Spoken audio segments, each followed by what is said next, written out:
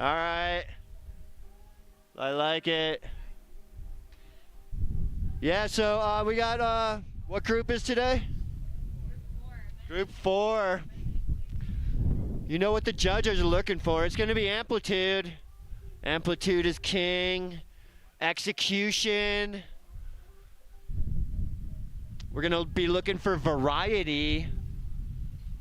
Progression. Also, we've been talking a lot about progression. We want to see some like air to fakies, alley-oops.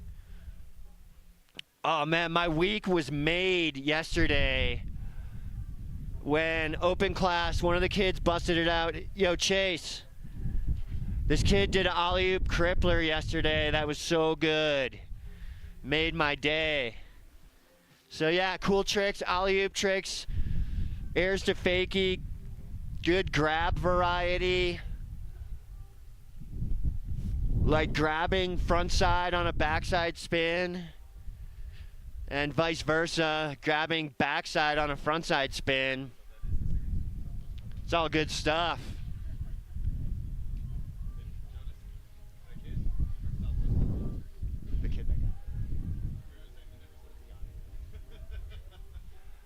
All right. Shout out Group 4.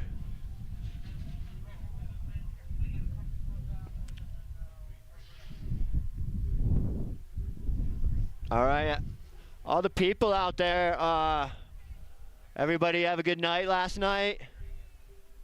Anybody staying in Frisco? Yeah, Moose Jaw. That's what I'm talking about. Anyone here from Mammoth? Anyone out here from Tahoe? Yeah. South Shore Soldiers. No, those are North Lake people. Oh, okay. But anyway, it's all love. I know. I'm just taking it back. I know. Yeah. It's... All right. Anybody out there from Vermont? Yeah, I thought so. Man, love the passion for Halfpipe coming up from Vermont. Always. All right, Upper Midwest, yeah, in the house. Michigan, yeah, hooty hoo, what a luck gonna do? All right, where else? Utah, big Mountain West series. Any halfpipe riders today? Or maybe later. They're all over at Slope.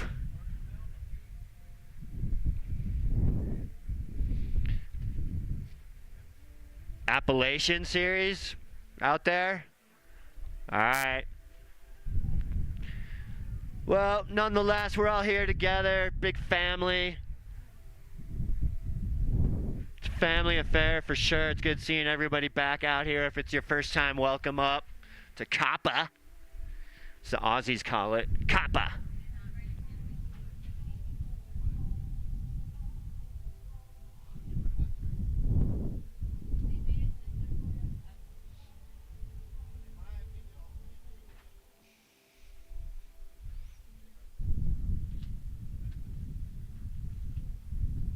I see in the crowd out there, we have a celebrity pro rider in the house. He might come help me call a run here in a little bit. Chase Blackwell is here, coming down from Leadville, U.S. snowboard team guy. My favorite half-pipe rider for sure. What up, Chase?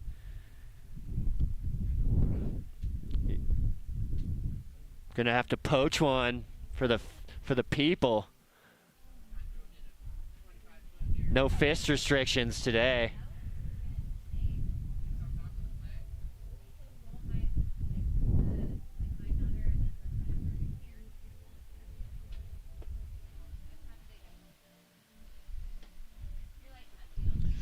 Thank you, Copper Mountain Ski School, Ski and Ride School, doing the flying V down the middle of the big U.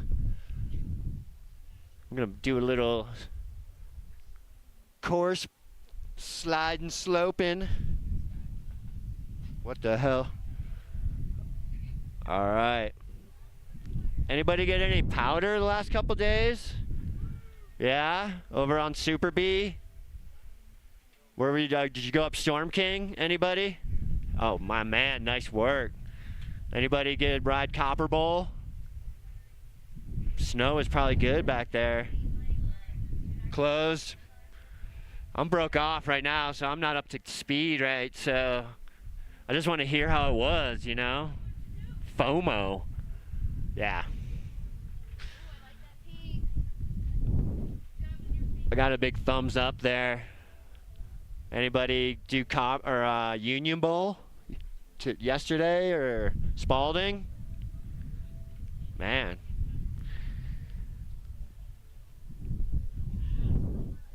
Loveland Pass, I heard, was the place to be. Steve up here telling me there were only like 3 people up there last night. He was riding till 7 p.m. lapping Loveland Pass.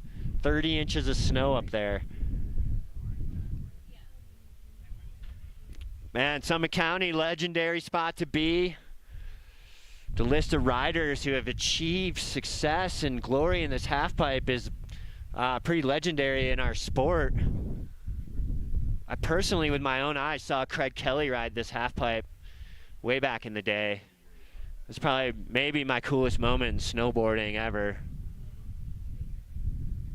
Literally, he did method air, lean air, method air, lean air, method air, lean air, method air, lean air. You get it. He did that the whole way down the pipe, and it was the greatest thing I've ever seen. Yeah, I can't make, how can you make that up, right? Yeah. Man, I seen Danny Cass back-to-back 10s in this pipe back in the day. I've seen Ross Powers throwing methods up. The first triple in competition ever was Ayumu in this halfpipe Dew Tour like 3 years ago. That's a fact. Right up there, looker's right, first hit. Goofy-footed rider. Shout out Team Japan. Throwing down, what a year for them. Halfpipe. Keeping halfpipe riding alive up here. Thanks to USASA for, how many nationals is this, Maddie? 29 years of nationals. I should have brought up my t-shirt. I had the list. That is incredible. The largest snowboard competition in the world. And yeah, thanks parents for making it all possible. Anybody who's donated, really appreciate the support.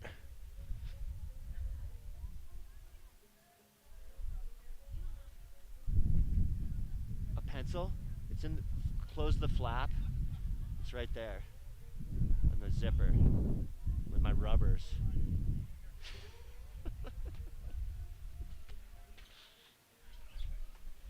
Safe sport.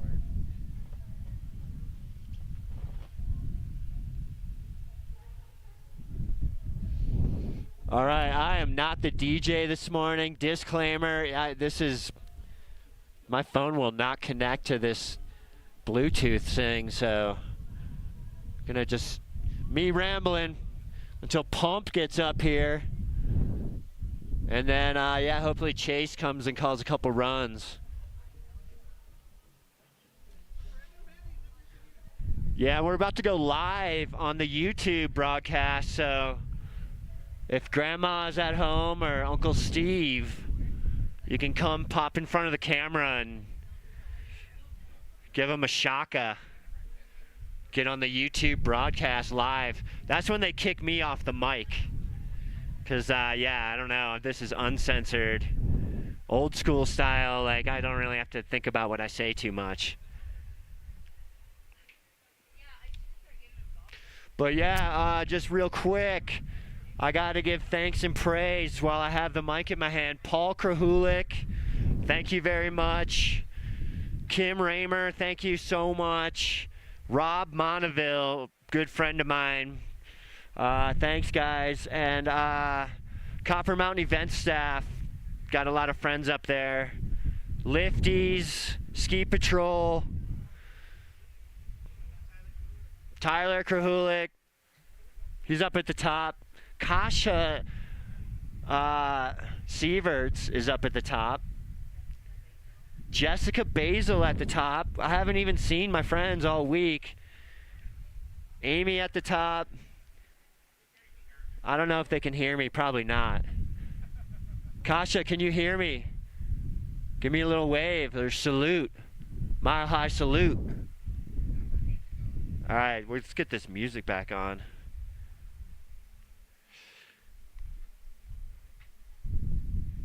All right, just, standard format today, 2 runs, best run counts. We're going to go everybody run 1, heat 1, everybody run 2.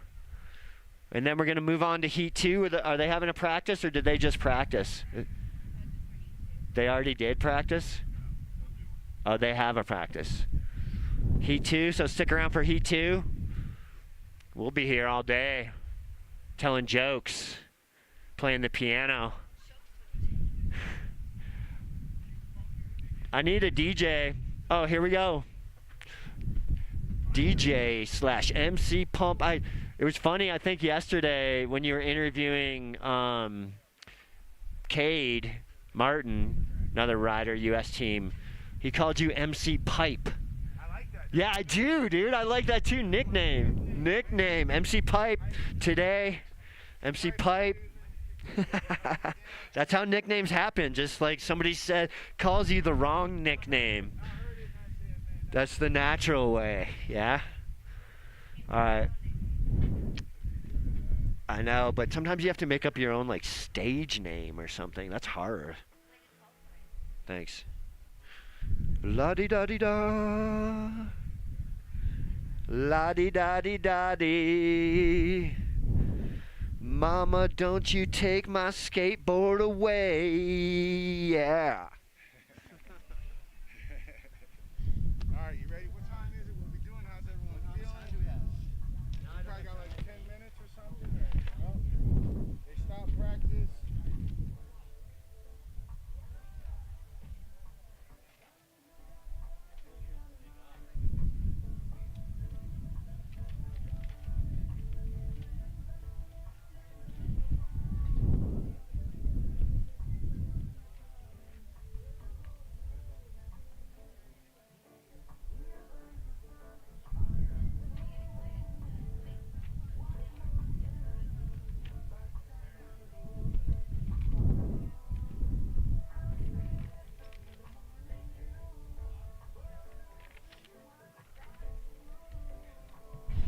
What more can I do? Thank you, Lord.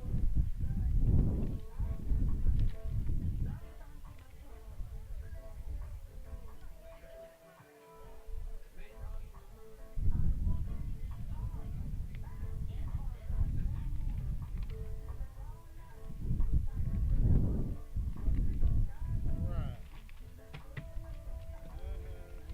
I'm about to just start talking. I need coffee. Oh yeah, I mean, we got another week, but yeah. You got a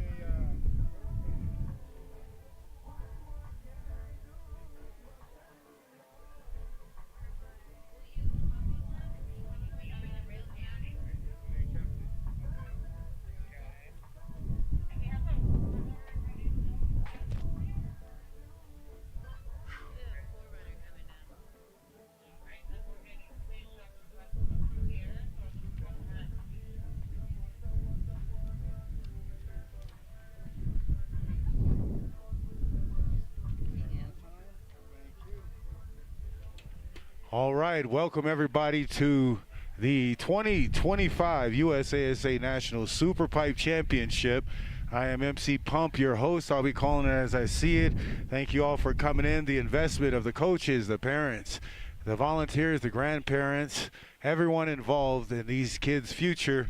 Columbia Shout out to them, our official outerwear partner of USASA Halfpipe sponsor, US Performance Academy, the official online school program of USASA, Donick Snowboards, official border cross race partner of USASA, and Slalom and Nidecker, as they've been giving away checks going out for Rail Jam, Slope Jam, and the Pipe. Pit Viper, the Rail Jam sponsor, Sun and Ski Sports, Cardo Systems is on mountain communication demos available. So go check that out as we begin our forerunner.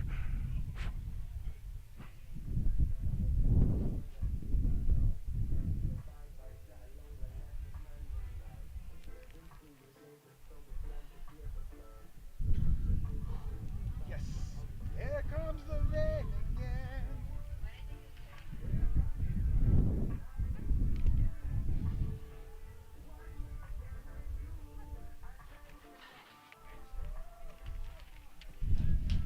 All right, USASA is a grassroots nonprofit organization that has significantly impacted the development on competitive snowboarding and free skiing in the United States.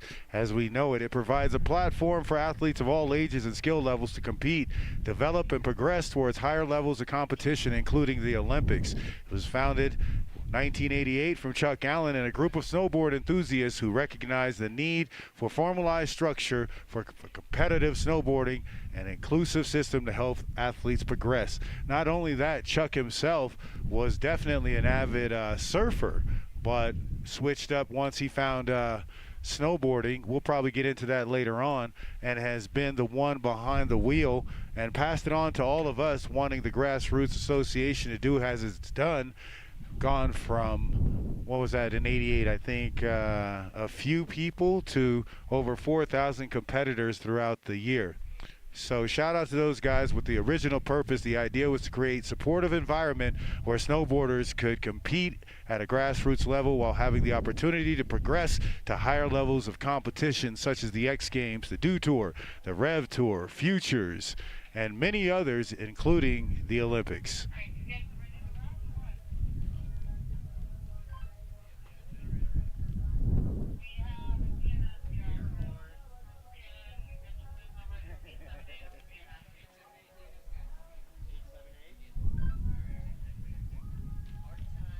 All right, looking up top, looks like it's a party and they are ready to get down.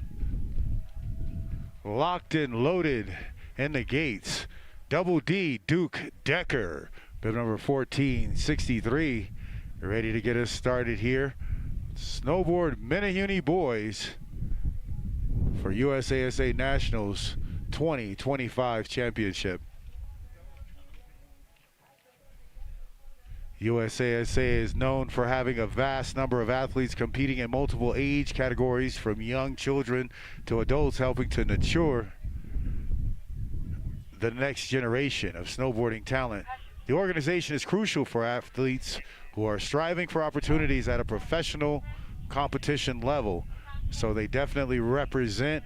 We got representatives from all over, at least 30 series represented here. USASA Nationals, Copper Mountain, the Athletes Mountain, always coming through for many years, and we'll get into that later as well.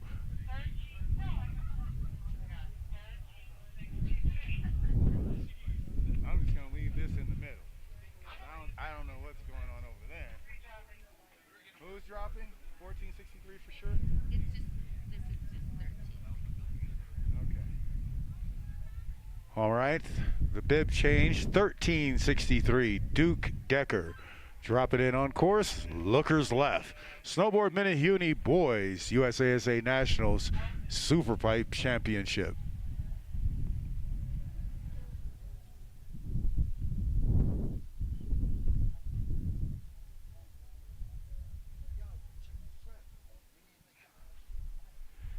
Getting comfortable in the flat light, going with a nice straight air. A lot of these riders coming into Colorado, this is a super pipe, only about 5 or 6 in the world, 22 feet. So imagine how tall he is. How you doing? Yeah. I'll grab you. All right. Yeah.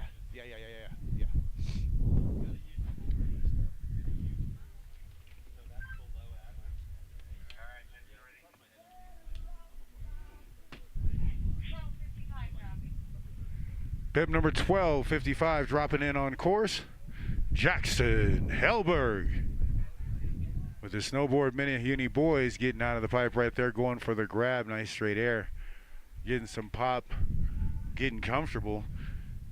Jackson giving shout out to Heavenly Days Apparel, hailing out of Steamboat Springs. How many of you guys been to Steamboat? Colorado, one of the only places to be able to host events like this and others with a 22-foot pipe. As Jackson gets comfortable with it.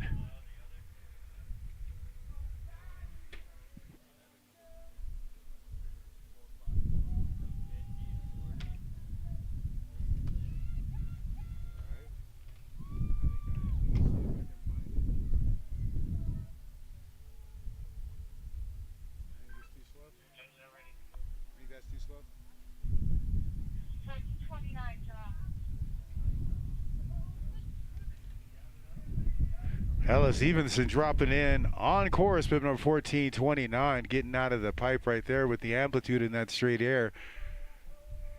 Coming back, showing the bottom of the deck. Obviously a Sean White fan in the half pipe, throwing a nice 3 right there. Gonna go back to back, maybe get an area code in here. Yes. We're in the 303-970-720. Looking at a lot of 3s right there. You remember the first time you dialed 555? Oh no, sliding out right there at the end. Oh, see, I told you. I said, you think that's too slow? Let me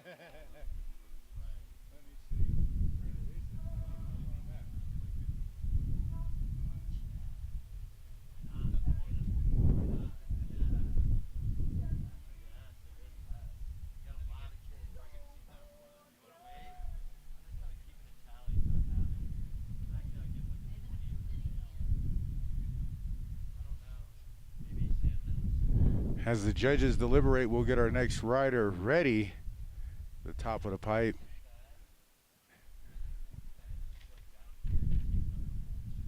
Right.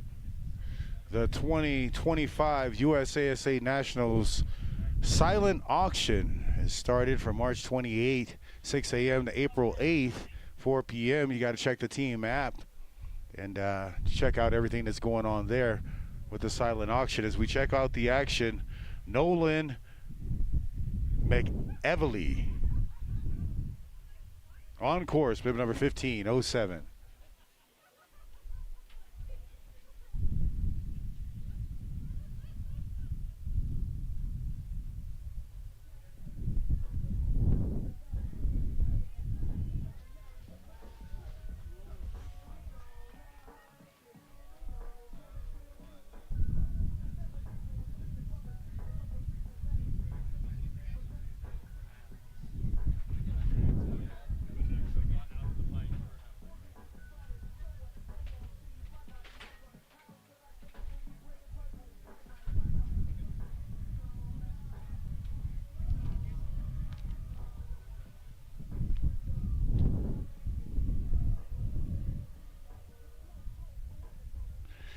Thanks to our generous $25,000 matching donor. Every dollar you bid at the silent auction, all donations will be doubled up to $25,000. That's pretty cool.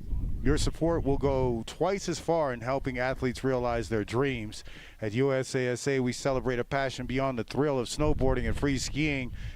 In our hearts, we form a vibrant tapestry of families, athletes, and community members who weave together moments of joy, challenge, and personal triumph. From fresh powder trails to milestones achieved, we are on a beautiful journey of fostering self-confidence, nurturing personal growth, and celebrating large and small victories on and off the snow. So as a valued member of our cherished USASA family, your warmth and generosity enable us to organize professional events where every athlete, regardless of the age or skill level, can confidently pursue their dreams, build lasting friendships, and enhance their sportsman and life skills. So go check the team app if you want to get in on the silent auction. Right now, in on course, we have JB2 Bear, bib number 982.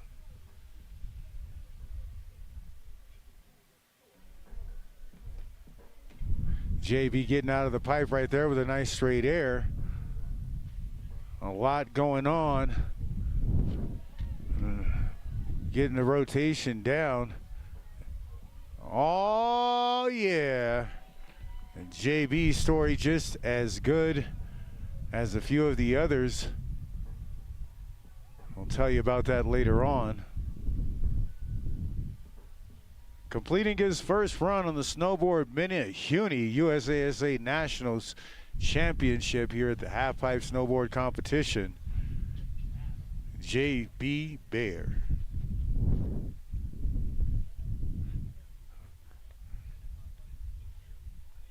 A lot of these kids active outside the sport of snowboarding, and I think that's vital in extreme sports events like snowboarding and skiing. It's all elements of life, and a lot of these guys achieving more goals than just the goals here, maybe like a backside 5 or a crippler or things like that, but they're achieving great landmarks and mile markers in their lives, and maybe we'll attest to some of those stories, as well as get in some of the vendors in the vendor village down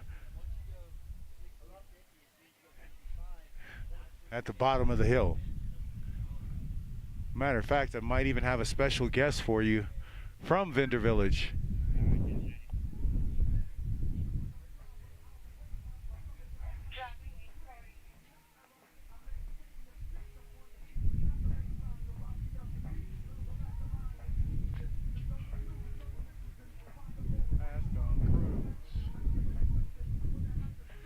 Stephen Forrester out there representing bib number 840.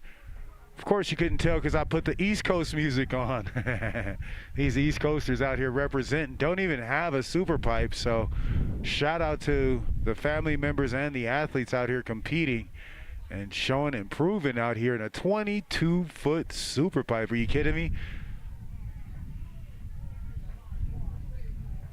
Dun, dun, dun, dun, dun, dun. And going down right there, no problem. They have enough runs to make it up.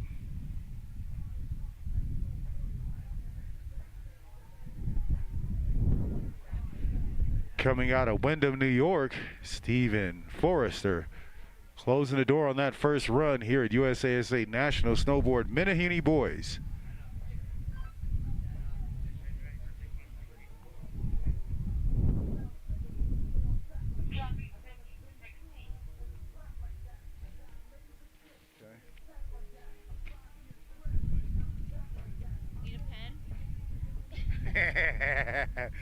Carrick O'Neill dropping in on course, bib number 1560 for the snowboard Menehune Snowboard USASA Nationals Halfpipe Championship here at Copper Mountain. Colorful Colorado. You watch the Columbia flags, you can tell which way the wind is blowing, and that'll probably change throughout the day as the weather will. I think the weatherman said we wouldn't get any sun, but it's out there peeking its head through the clouds, which changes up the course for the riders once again, finishing it off. That run, the first run, bib number 1560, Carrick O'Neill.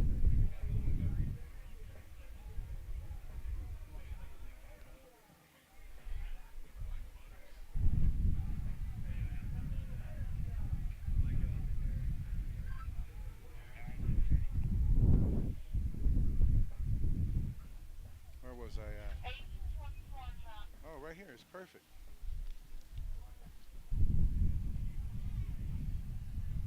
1824 dropping in on course, Tyler Lim.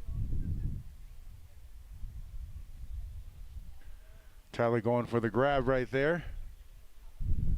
Gonna get a nice straight air. Look like the nose, going for the nose grab right there. Looking for some pop through the transition, slowing up somewhere, keeping him off the wall. That left side of the wall a little bit icier than the one with the sun beating on it, changing up the conditions and the situation of some of these riders' plan and practice goals.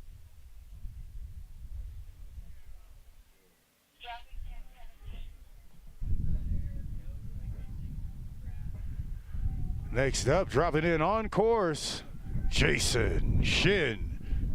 Bib number 1017 for the snowboard Menehune boys. Getting lots of amplitude for the crowd there, getting the grab in. Kind of do that for both hits, taking advantage of that speed, going for the nose grab on the third one. Definitely getting out of the pipe comfortable as Jason Shin starts off this first run. Cabin out right there, nice grab. Gonna give the judges something to talk about as he closes the door. Bib number 1017 for the snowboard Menehune boys on that first run.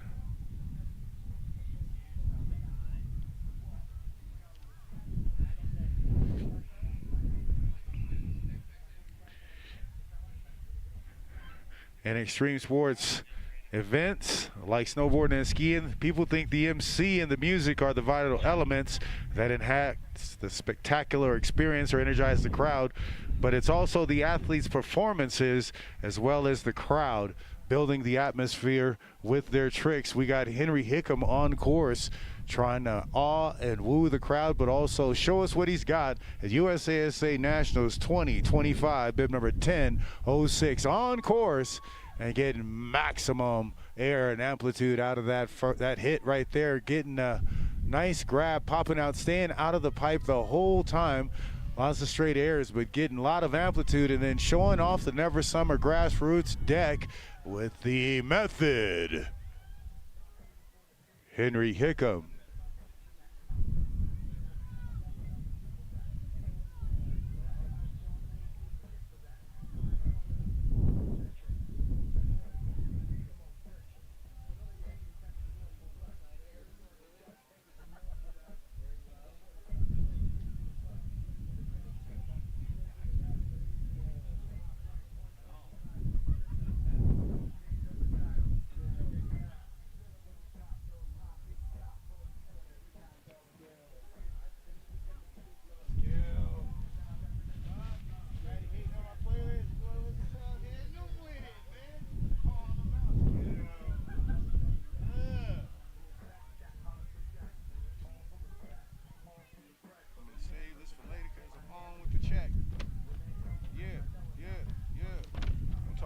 Later.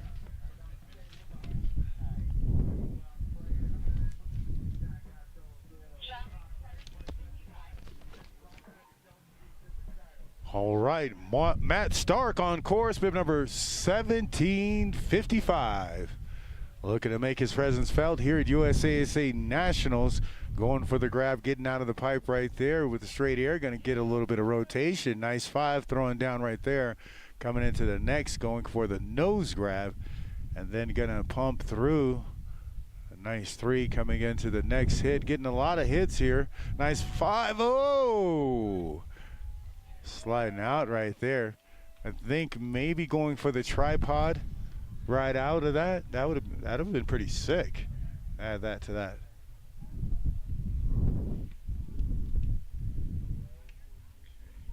I'm trying to think to myself of all the inspiration that these kids have had coming through, wanting to be a part of the super pipe, and it's, you know, the history behind it. I mean, a lot of skiers come to mind, but who's coined tricks?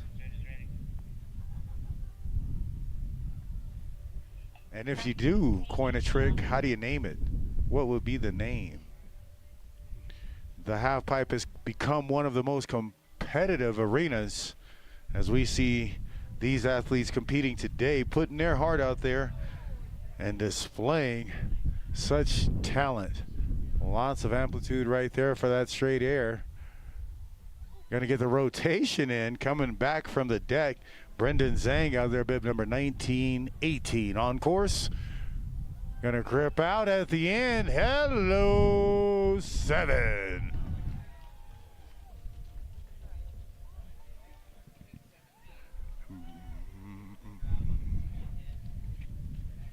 Great run by Brendan Zhang. Bringing in to the crowd as the 6th judge. The crowd at the extreme sport competition often acts as the unofficial judge, reacting to the athletes' tricks in real time. while the official judges are scoring based on technical aspects like difficulty, amplitude, and execution. The crowd's spontaneous reaction to the athletes' performances provide an instant feedback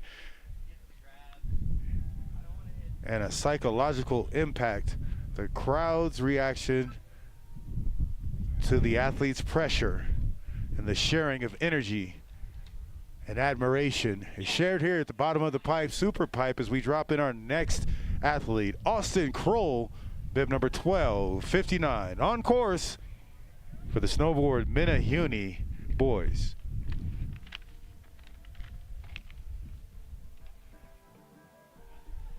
Getting out of the pipe there with a nice straight air. Gonna come back around, go for the grab, as well as get more amplitude going for the tail right there, it looks like. Nice little meth. Going for the truck driver.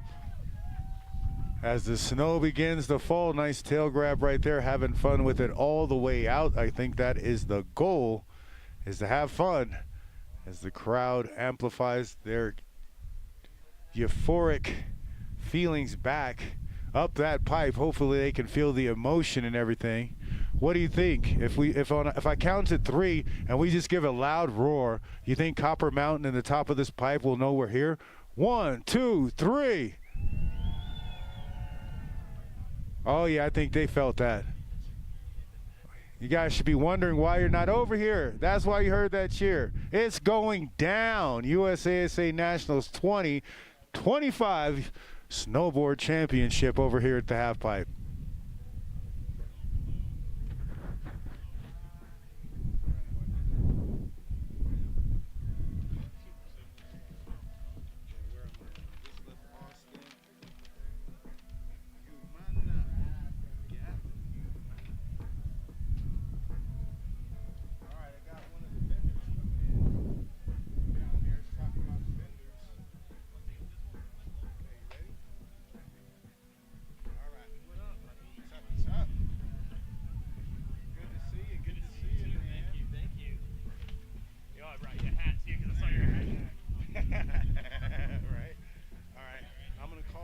They come in, and then I'm gonna pass it to you on a break like we just did. Perfect. And you'll be able to talk about, you know, everything you want. And it's live stream, so you just talk. If you have any questions, just look at me or pass it back. No worries. Hey, thanks for having me. I appreciate it. Hey, no problem. All right, looks like we have on course bib number 1615, Gavin Humana, getting massive air right there on that hit, coming out of the pipe. Gonna get the rotation down right there, going for the grab. As the sun and the weather continue to change, it's nothing different from those who live in Colorado, the 4-season state. You can see 4 seasons in one day.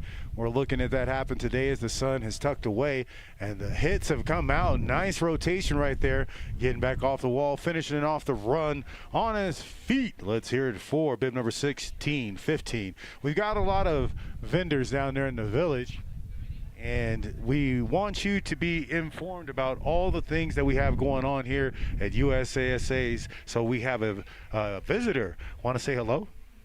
What up, Copper Mountain? What up, USASA? This is Ben Gardner, Director of Vermont Academy at Mount Snow, or VAMS. We're down in the vendor village. You guys can check us out. We've got a winter term program that is very unique because you can do 4 months for the whole winter term, or you can do 1 month at a time. Come check us out down in Vendor Village. I'm the director, I'm the head of school. I used to compete USASA in Halfpipe. I'm super stoked to be here. Love seeing all the kids just sending it, and it just takes me back. And we're gonna be doing Halfpipe happy hour. So if you wanna come out this afternoon at 3 o'clock at the American Eagle Lift, I'll be leading a crew down for Halfpipe. So come on, join the VAMS fam, and come ask me some questions. Tell them what it's like being a part of USASA, the goals and the things that they instill in you that you can come back and do something like this. Yeah, for me, I always believe that action sports is the best thing we can be doing for our kids, because there's no other way to gain more self-esteem and more self-worth than to be setting a goal list, a trick list at the beginning of the season and getting to realize it. And that's something that USASA gets to be the vehicle for. And I'm just so fortunate that our kids get to be a part of this. And here we go, dropping in. All right. Well, thank you. Thank you very much for your participation and giving back to the kids dropping in on course for snowboard Menehune. That's Kyler Green. Bib number 1332 getting a huge method right there, even with the low visibility. What did he just do? Nice 5.5? Yeah. Gonna finish that straight air after two nice poppy front side fives. Give it up for third Martian alien number 1332, Kyler Green, visiting us. Aren't aliens green too? Yeah, they're supposed to be green, I think. I don't know. Well, tell everybody once again where to meet you and what time. And thanks for coming up and being a part of the event and letting them know, you know, the grassroots history of everything. Yeah. Thank you. Yeah, you can come see me today at the Vendor Village the rest of the day, and then meeting at 3 o'clock at the American Eagle Lift for the Halfpipe Happy Hour. So if you guys want to actually get in this pipe and ride it with me, and if you have any questions about our school, our winter program, come check us out at the VAMS tent. Thank you so much for having me on today. Thanks, brother. Yeah, hey, if you rock that at awards, I'd be so psyched. I got you, brother.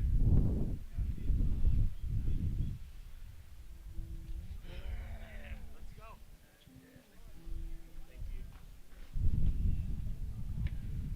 There you have it, USASA always contributing in so many ways, so many people's lives and so many factors involved. We call this year layers, because there's so many layers to it. Everything from the judges' standpoint to the MCs to the volunteers, everyone is important, and I think that feeds back to all of those competing and all of those coming here. It's not a waste of time by any means. I think the camaraderie is just great for everyone coming in. Ready and locked and loaded up at the top of the course, lookers left. You're going to see bib number 1254, Gray Everson on course.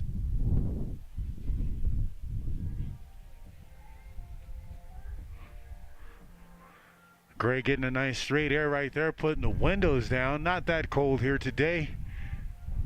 Nice day for a competition. Good straight air right there on that backside wall.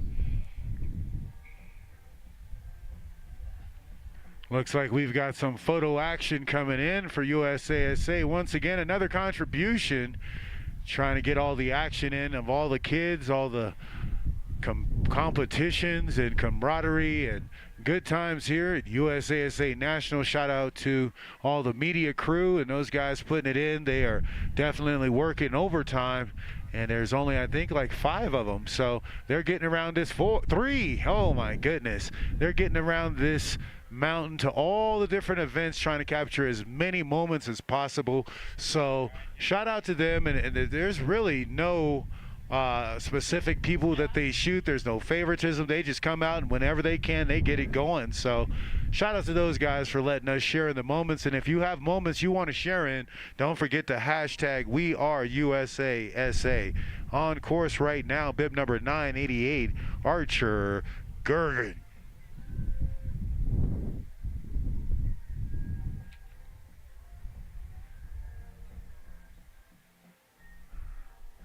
Archer having a good day in there. Nice straight air coming around. Oh, getting a rotation. What do you want in your face? With the 5. Gonna try to get something out of that transition, but unfortunately can't get that tail that he wanted to end it with. Give it up for Archer Gergen.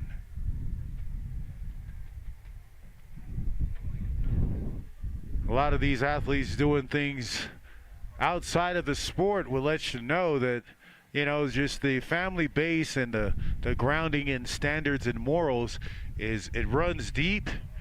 He likes to go fishing. I don't think his brother does. And his brother is up next, bib number 978, getting locked and loaded for the snowboard Menehune boys. These guys out there playing baseball, football. I think they're wakeboarding. Funny thing, Archer is trying out half pipe, and so is Abram, but Archer normally does slope and Abram normally does rail jam. So these guys in here having a good time at it. Nice method right there. Different styles of riding as you switch disciplines, and hats off to these guys for coming in here and trying this 22-foot super pipe at a nationals level going down right there.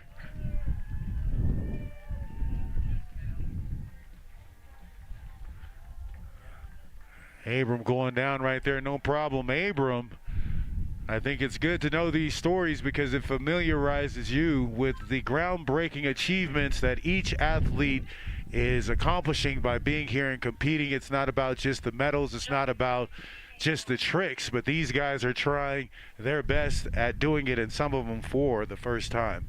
Dropping in on course, 1681, Rylan Polati. On course.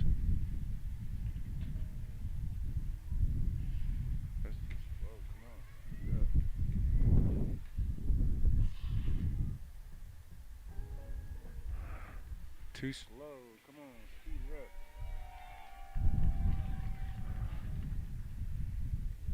Why is all this stuff so slow?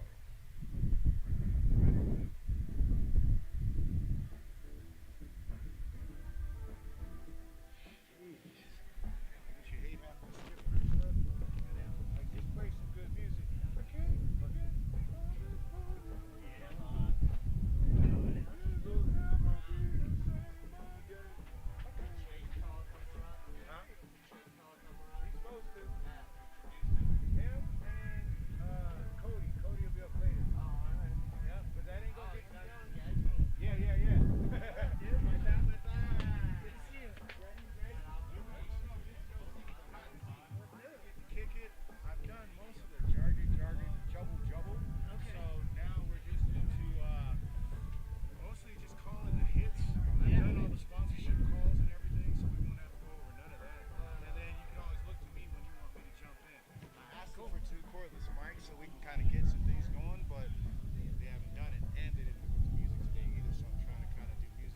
Okay.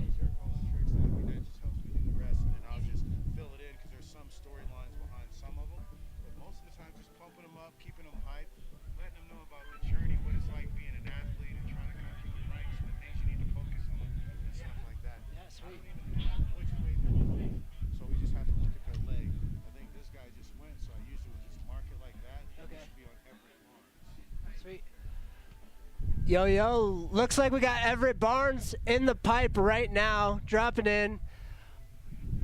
Keeping some good amplitude on a nice tough day out here. It's got some gray skies. Looking good, looking smooth through here.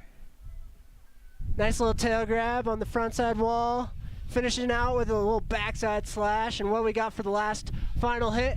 Oh, nice ho-ho, here we go. Way to finish it off. Solid run right there from Everett Barnes.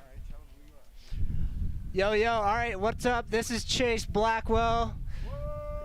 Jumped in the booth. I compete here in the halfpipe as well in the World Cup circuits, and yeah, I mean, it's awesome to be back here at Nationals.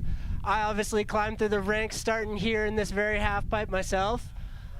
Yeah, have a Nationals title, and yeah, it's a great day to be back here. It's a fun one. Today we got some weather. I think this whole week we've had some weather, so you know that's what you get when you're out here in Colorado and when you're a professional snowboarder or you're trying to be a professional snowboarder. You're gonna get a lot of weather, so it's perfect conditions for these guys to practice in. Tell them a little bit about preparing as an athlete. Like you said, Colorado's a four-season state, so there's a lot of things you got to prepare for as an athlete. What are some of the things these athletes should be looking for, or maybe the parents don't know about, or give them a little bit of information on how it goes down when you got weather changing like this consistently? All right, we got another person dropping in row here. 1349, Jack Nava. Oh. Just going down on the first hit. Here we go. It's looking a little gray. Sometimes, might be hard to see when you're dropping in first hit. Not quite ready for the conditions after, especially, sometimes you're up there sitting. We got 40-ish kids today, I think. It's been a while since these guys were last in the halfpipe practicing. So he's pumping back up, getting his speed back up. just losing his heel side edge right there. But right now I think he's looking to run number 2. He got a feel for the conditions, little alley-oop to finish it off, and he's looking to run number 2. We got it. So when you come from all these different places, like these guys are coming from over 30 series, and you come to a pipe like this, what's it like? I mean, right now we're dropping in another rider, and we're going to call it as we see it. But Ray, you on course, bib number 975. What's going on here? Well, he's dropping in. He's ready. He's been waiting for his run. Big season brewing up to this moment, and yeah, I mean, he's stoked. Looking solid so far. Cruising through right into a nice frontside 3. Coming in switch. Bringing that around cab, lateral. And ending it off with a nice little frontside ollie. Another clean run. Conservative side or? I think we're at USASA Nationals. I don't think we're holding back. There's no conserving. The run. Today you're going to have to put down a good one if you want to get up on the podium. Yeah. Well, I know you hit on a lot of key points, and I'm sure these parents and athletes can all appreciate that and chime in on a lot of the things you're saying, because it is about really just putting it all out there. And when I spoke with a lot of these athletes, that's what they're going to do. I asked them, I said, well, what do you think you're going to do, or what do you think is the most difficult? And they're like, nothing. Nothing. We're out here. I'm like, all right, well, then that's how we do it. Just having fun up there. I'm pretty sure they're all just sitting around. Every time I go to the top, everyone's sitting around dancing. They've got their own music going and everything. So dropping in on course for snowboard Menehune's 2025 USASA Nationals Championship, Maxwell McCarthy on course, bib number 1857. Looking clean, starting it off with big frontside, backside 540 combo. Oh, there we go. There's a crippler. Going inverted into a backside 3. The back 3, that's a technical one. The judges are going to like that a lot. Into the switchback 3. That's the harder way spinning, especially switch backside. It's a big one that we're doing in the men's fields at the elite level. So that was a really good run. I think, yeah, way to pump it up. Next on course, I think we got our very own Vail Valley local Elijah Stroker coming up. He's a Rocky Mountain Series kid out of Edwards. I know his ankle, he hurt his ankle yesterday, and I'm not sure if he's going to take this run or not, but we'll see. I know it's a tough call. When you're up there, you're not feeling 100%. It's always hard to go back and forth. Do you take your run? Do you not? So we'll see if he's going to drop into this one. It looks like he's going to take his run. All right, Eli coming in fast, lots of speed. Right into big old method on the first hit. All right, frontside 360, lands that clean, coming around switch into the cab 3. Looking solid so far. He's going for it. He's going front 5. Holding his speed right into a backside tail grab. He's going for the front 7, gets it around, lands it. All righty, we got a run. With the bum ankle, he's getting it around. He's battling through, but we're out here. This is the last event of the year for these guys, and he put one down. That's what we like to see. So nice work, Eli, and on to the next. Right on. Yeah, you see him bringing out the energy from the crowd. One of the most significant factors when you're creating a vibe of a competition here at the Super Pipe. Writing it in and getting it down early is probably one of the best things you could ever do. And these guys are writing their name in history here at USASA on the walls of this Super Pipe. Copper Mountain throwing down for so many competitions that it's just an honor and a blessing for a lot of these kids to be able to visit a 22-foot pipe and exhibit all the things that they've learned. It's a mind state, it's an atmosphere. They're breaking through a lot of barriers, and we're witnessing that all today at USASA Nationals 2025 Super Pipe Snowboard Championship. We've got another rider up there locked and loaded in the gates. I think it's going to be this one, Felipe Sid. I think. No. I think it's this one. All right. We're on 1995.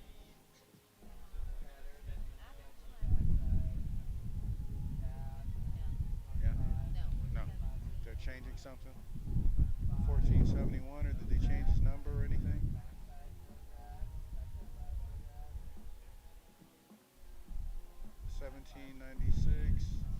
wrong. All right, so am I right? 7-1. Yeah, 7-1. Elijah? Yeah, I was Or looking Philip. down here. Sorry. Uh-uh. Yeah, should be here. So I was messing with Maddox's dad because their last name is Casanega. And I was like, come on in. Why? I was like, come in, squeeze your fat ass. Here's your chair, too. Make sure we get photos, all of us with Yeah? Those guys can take a photo. Yeah, and we can get one for USASA with the photo guy. Okay. Make sure the photo guy comes over too so we can send it back to the office that they showed up. Yeah, they showed up. All right, we're going to have some fun up here. We've got nothing but celebrity guests in the booth. Dropping in on course, bib number 1471, Felipe Sid for the snowboard Menehune USASA Nationals Championship, going down here at Copper Mountain as the snow begins to fall, the sun begins to peek out again. Once again, as you've heard, the conditions changing here in the half pipe, and hopefully these athletes are ready. We've got a couple of athletes down here going to do calls and hang out and give you some of the inside scoops. Who do we have visiting next? We got Caden Martin. I'm on the U.S. snowboard team with Chase. Chase is a little bit better than me though. He's on the pro team. I'm on the rookie team. But it's good to be here, sharing the mic. Yeah, stoked. Cade joined us in the booth. Gonna be a fun one. Cade and I, you'll see us at this pipe all the time. So if you guys are ever around Copper, come say what up. We got a bunch of young bucks always riding this pipe with us, and yeah, it's always a fun session. But today it's gonna be fun. Cade and I in the booth for a little bit. And it looks like we got some snow coming down, but so far still staying light. Not quite pounding snow yet, so looks like the conditions are still staying fast for us at the moment. And I think we're gonna see some kids keeping the amplitude up. Right here we got Jackson Krill coming up, 1995. Cade, you want this one? Sure. Jackson Krill, he's dropping in on the looker's right side wall.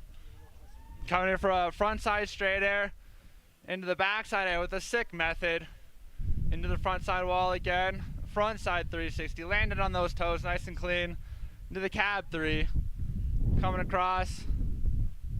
Oh, lean air, that's a method on the front side wall. That's an old trick, that one's sick. The back side air, and to the alley-oop, barely hanging on. There we go.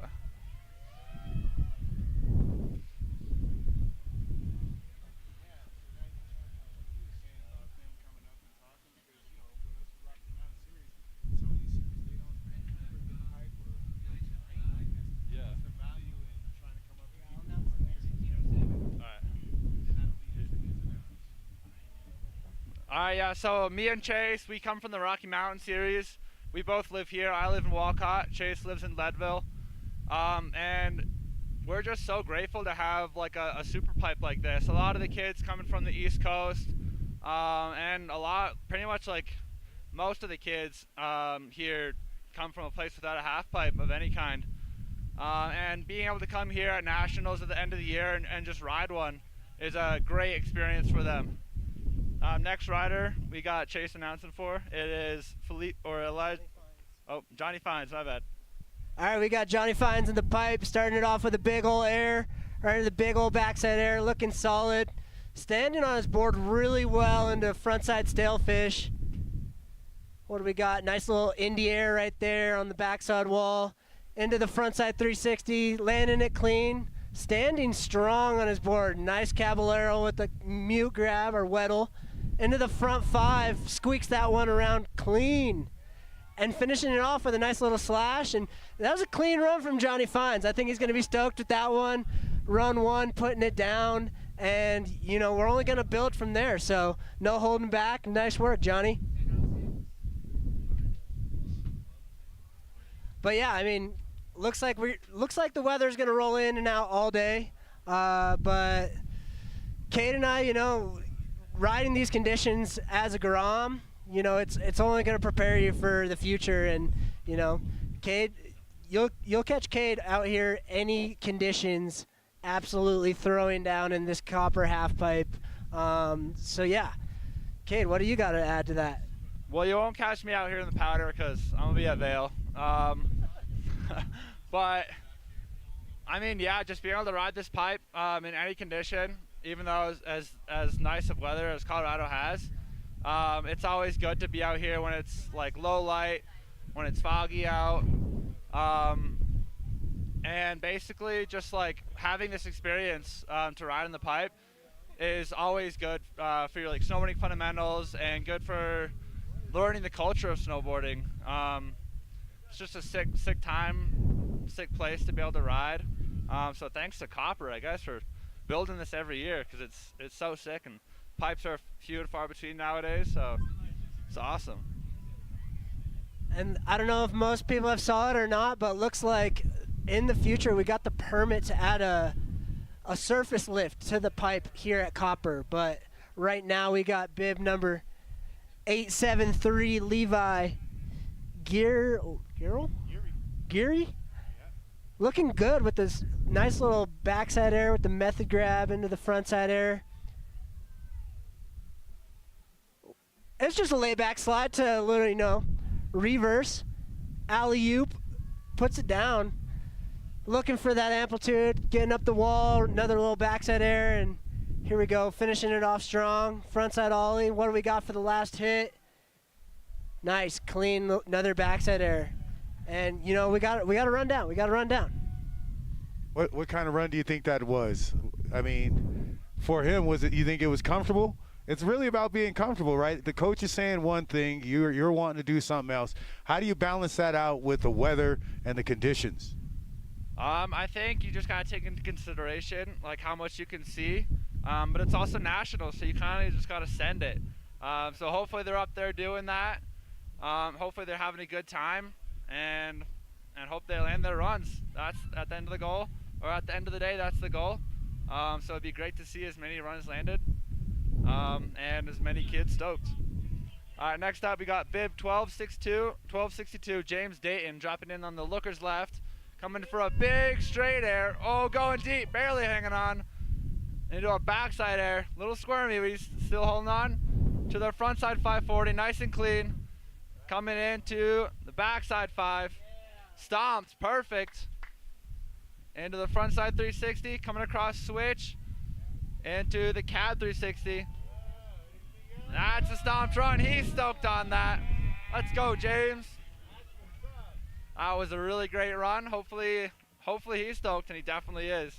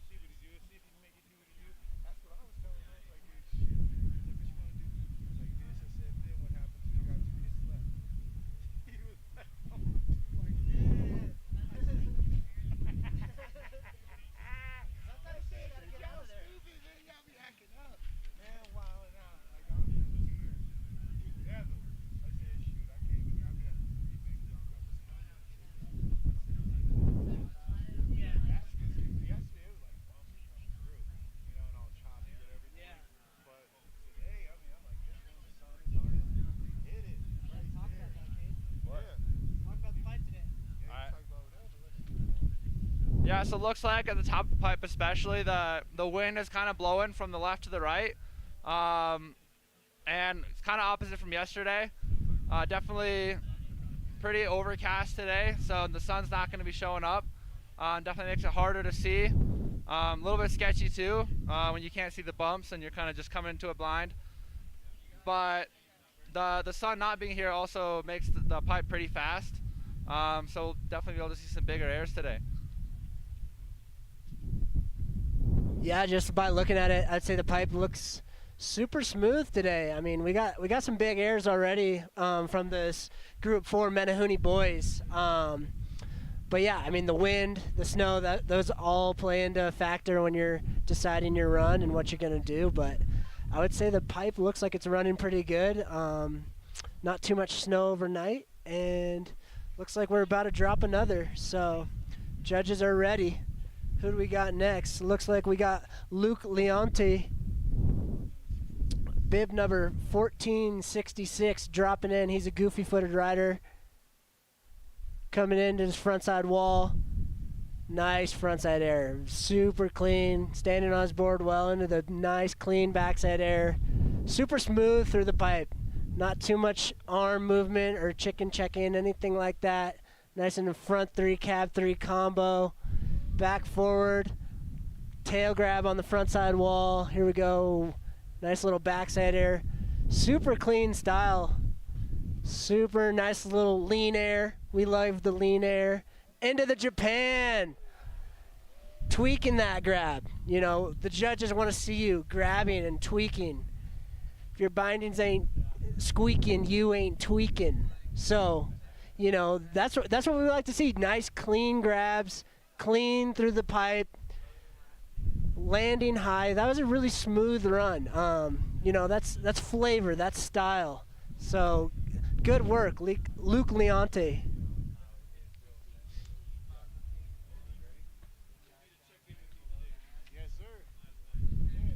All right, so as all of you know, this is a USASA Nationals event, and basically what USASA does is it's the grassroots comp of snowboarding.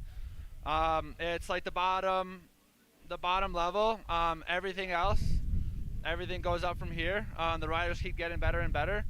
But what this does is it allows everyone to start out at a place where they can eventually, hopefully, make it to the Olympics if you put in the work. And it goes like from USASA to Futures Tour to Rev Tour to World Cup and to the Olympics. And just being able to have all these kids competing like this is definitely super awesome and inspires a lot of them to make it to the next level.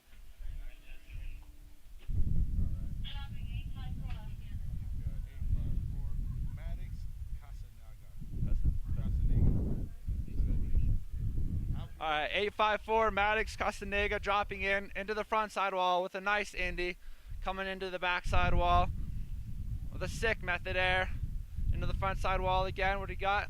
Front side 360, nice and clean. Into the cab 3. Oh! Hit the deck a little bit. I'm sure he's fine though. Oh, was it good? Yeah, that one, he just went a little bit early. Hit a little bit of a bump on the wall and got thrown off balance. But luckily he's all good. Doesn't look like it hurt too bad. But that's definitely a scary one, hitting the deck up there. That's what it's called when you just you don't stay in the pipe enough and you land on that flat part up there. And a lot of times you'll bounce back into the pipe, which is really what hurts.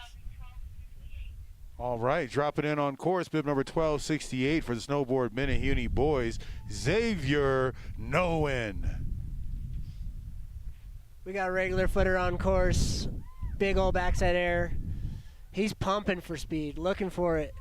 He wants to go as big as he can. We got a cheer crowd down here looking solid through the pipe, pumping for speed, getting all the way up to the top. There we go. Getting it, nice little backside air. Into the front side 360, sticks it, coming in switch. Cab 3 gets it around, and that's a clean run for Xavier. Yoo-hoo! And a slash to finish it off. One of the loudest cheer squads we've heard all day for Xavier. We're stoked. That was a clean run, and he got it down.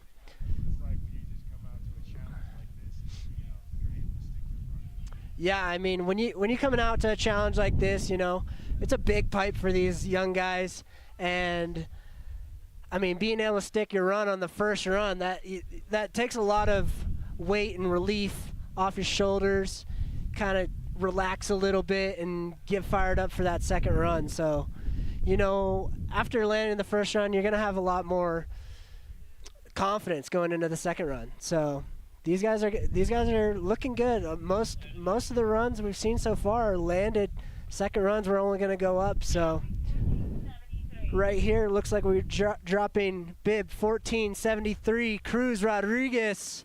He's out of the Rocky Mountain Series, and this kid goes big. All right, here we go. Cruz pointing it for speed, dropping in hot right off the top. Here we go. Big old frontside 5, looking clean, and a huge back 5 tail grab. Right, so far we got some good amplitude. Frontside 7 gets that one around. Buttery. Cab 5 looking steezy out here. Here we go, coming in, switch back 5. Right on, and he holds on. That's a landed run from Cruz Rodriguez. That's what we like to see. That's that weight and confidence going into that second run. He's going to be able to go just a little bit bigger and maybe even clean it up a little bit, but he's got that first run down. So the judges are going to like that. You got 2 switch 540s. That's not easy to do. 2 regular 540s and a 720. That's a heavily weighted run so far, and yeah, that was a great run from Cruz Rodriguez.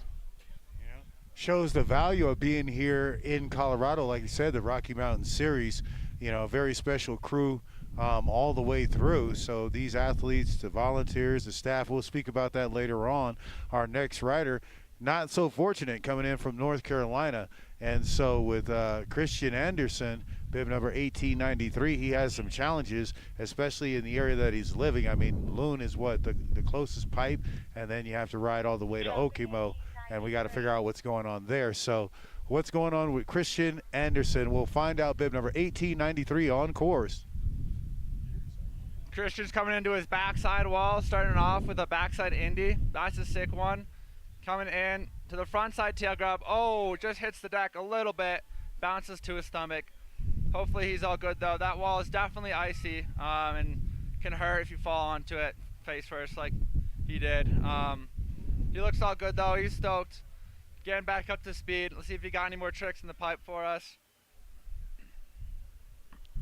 Nice backside air. Coming to the front 3. He's got redemption on that. So when you fall, what's going through your head? I mean, as an athlete, what do you think? Is it like I got to just get back up, the adrenaline and all of that, or what's going on when you do something like that? As our next rider comes in, Bear Brown, bib number 1312.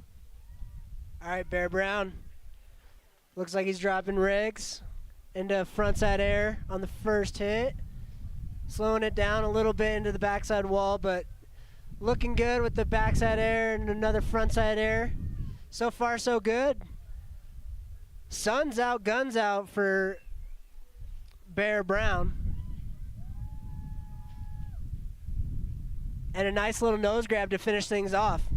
Solid run for Bear Brown, and yeah, I mean, when you fall on your first run, sometimes whether you're hurt or not hurt, instantly, you're gonna lose a little bit of confidence. So that's a tough one to deal with. You got to put it down on your second run, but every point counts here at USASA Nationals. So it's overall impression. If you fall on your second hit, you want to get back up and try to, spice it up for the rest of your run, get all those points in that you can. Right here we got bib 1165, Cannon Coon on course. I'll let Kate take this one over. All right, Cannon Coon with a nice frontside stalefish grab into the backside wall with a sick method. And almost got the tail grab there, didn't quite get it. Into the Indy on the backside air. And a little nose tap on the top of the lip there, that was sick. Into the backside Indy again. See what he's got in the last hit. Frontside 360, there we go. That was a landed run, that was sweet.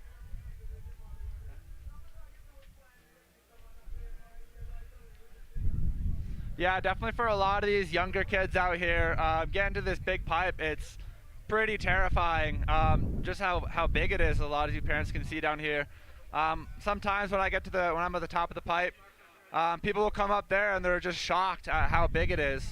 And it's super inspiring to see all these little kids coming out here, riding up these 22-foot walls. That's a really high up there, especially when they're getting an extra like 5 feet out. That's like 27 feet off the flat ground there. So they're taking big risks. They're going fast. It's super sick to see. What was it like the first time you went into the pipe? 1433. All right, next up we got 1433 Jackson Gurley. All right, we're stoked. Dropping into the pipe as a kid this age, it's scary dropping into a 22, so I give it up to these guys. You know, there's a lot of speed you're carrying through here. Oh, nice alley-oop up high. That's a little risk. Taking risk, putting it up at the top of your run rather than at the bottom. Looking good, you know. Smooth through here. He's gotten ollies on both walls. Going for another alley-oop, puts it down. He's loving the alley-oops today. What do we got for the last hit? Oh, he's going out the pipe. We got the airs out the pipe today. That's a classic. You know, we love to see it. He's having fun here at Copper Mountain USASA Nationals 2025.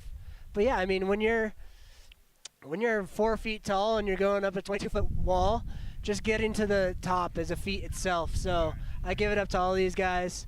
It's not easy, especially on a day that's cloudy and we've got a little light snow coming down. Yeah. Jackson Gurley. He just went. No, Jackson Gurley just went, I think. All right, looks like we got 1223 Grayson Petroska. Smooth, getting down the pipe with lots of speed. Coming into the front side 360, lands that one clean. Brings that one around cab. And a front side 540 to finish things off. That's another clean landed first run we got from the Menehune boys.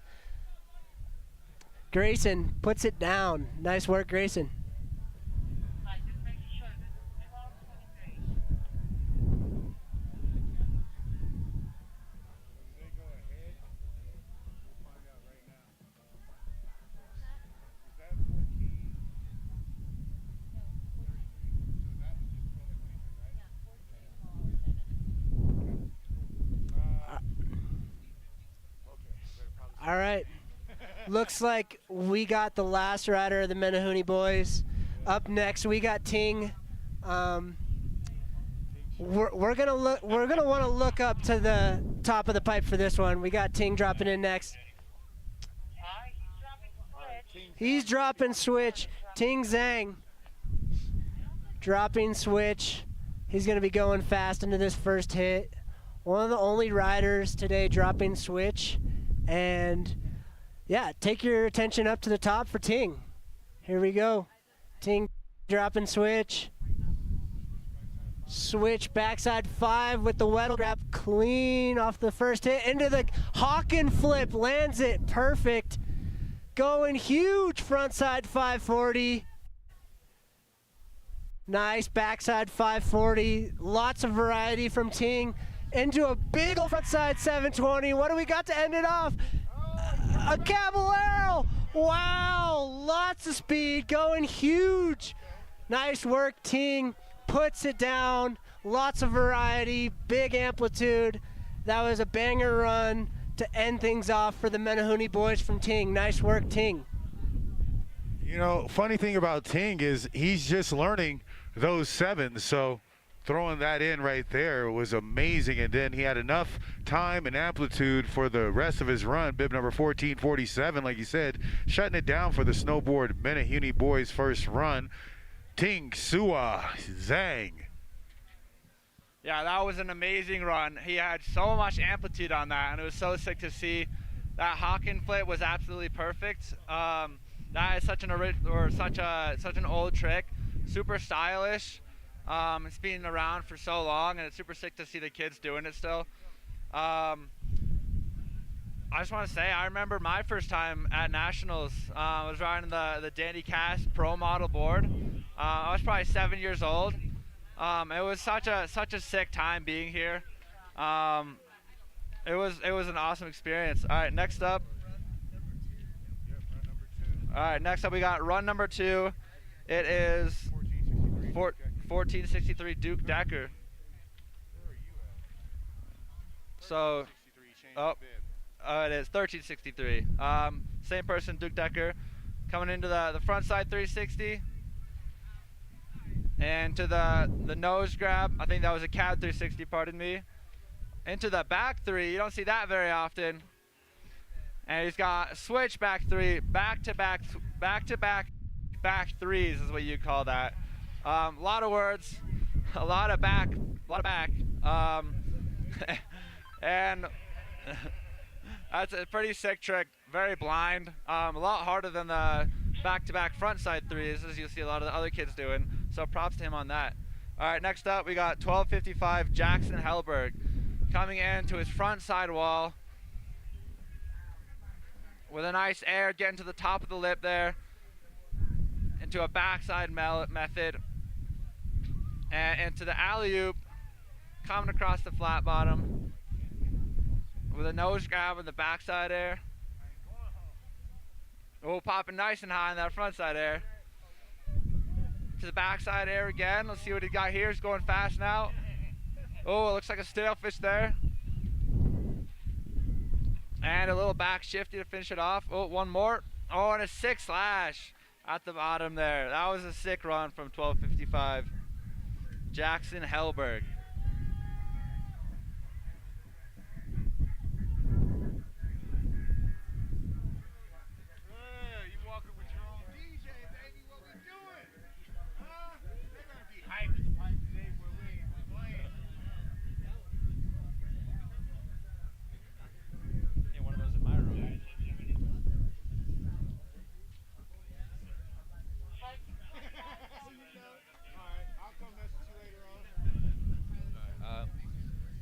Next up, we got 1429 Elias Evenson coming into the backside air with a sick method, and to the front side air with a front side 360. Oh, coming across switch to the cab 3, sweeping it around nice and clean. To the backside alley-oop, sticking those toes in the ground. And another back 3. So this is the second person I've seen. Ew, into the switch Pop-Tart. That was sick. That was a clean run.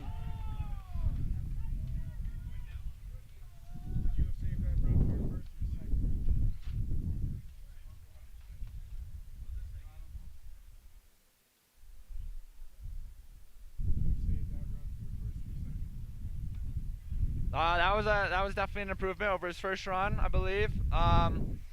Definitely a strategy there. Keep doing a easier run on the first run and bumping it up for the second run. Just getting a score on that on the points board is always important.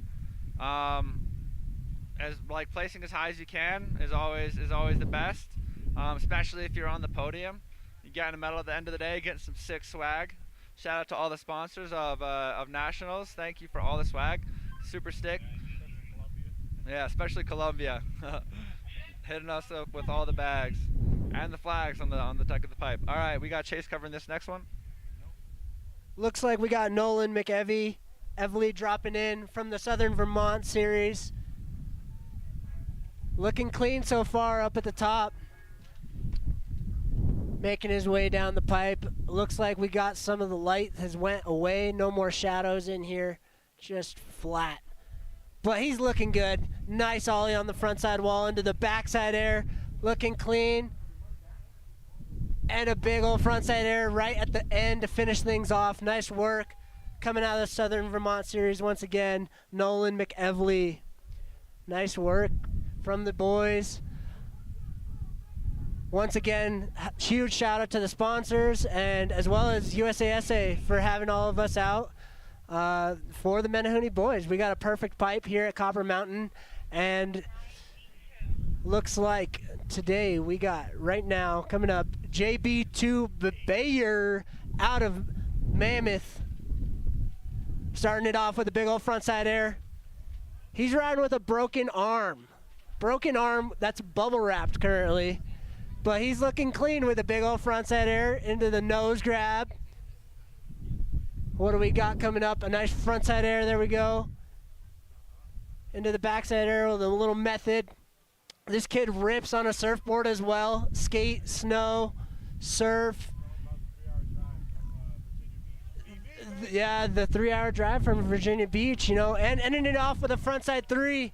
Gets another one down. That's 2 runs landed for JB2. Let's go. Nice work. Kids ripping it up. All the transitions. Skate, snow, surf. Vomit, grommet. Let's go.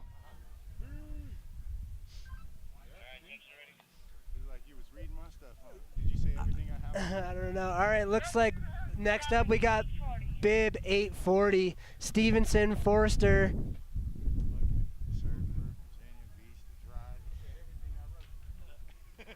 All right, coming it off. Was that a frontside alley-oop on the first hit? It looked like a frontside alley-oop to me. Technical trick, getting things done right into a big old method. Frontside air. He's making his way down. Here we go. Nice Indy air. Coming in frontside. There we go. Trying to hold it together. Got a few more hits left. Nice little Japan. Originated from Tony Hawk into the frontside 360. And a nice little switch backside Pop-Tart. Okay, he's got some nice skate style. Looks like we got a back 3 to finish things off. That's a solid run. Solid run from Stevenson Forrester. Nice work. Alrighty, well, I think that's going to do it for me, guys. Thank you so much for having me on the mic. And shout out to USASA Nationals once again. Shout out MC Pump, Cade, and all the parents for showing up, you know. This is just the start for you guys, so enjoy the somewhat warm weather because there's a lot more colder contests, I'm sure, that you guys will be standing at the bottom. So enjoy it while you can. Well, you want to give any shout outs before you head out? Just shout out to the parents. You guys, it really all starts with you guys, and thank you guys so much for bringing your kids here. Shout out to my parents as well. You know, they were all here at one point, and you know, this is where it all begins. And yeah, doesn't get much better than that. Cool. I'll do the rest of them. Columbia, thank you. Appreciate you. Big C in the building. Shout out to Columbia. Official outerwear, U.S. Performance Academy, Donic Snowboards. A few of the sponsors coming in as we continue this competition.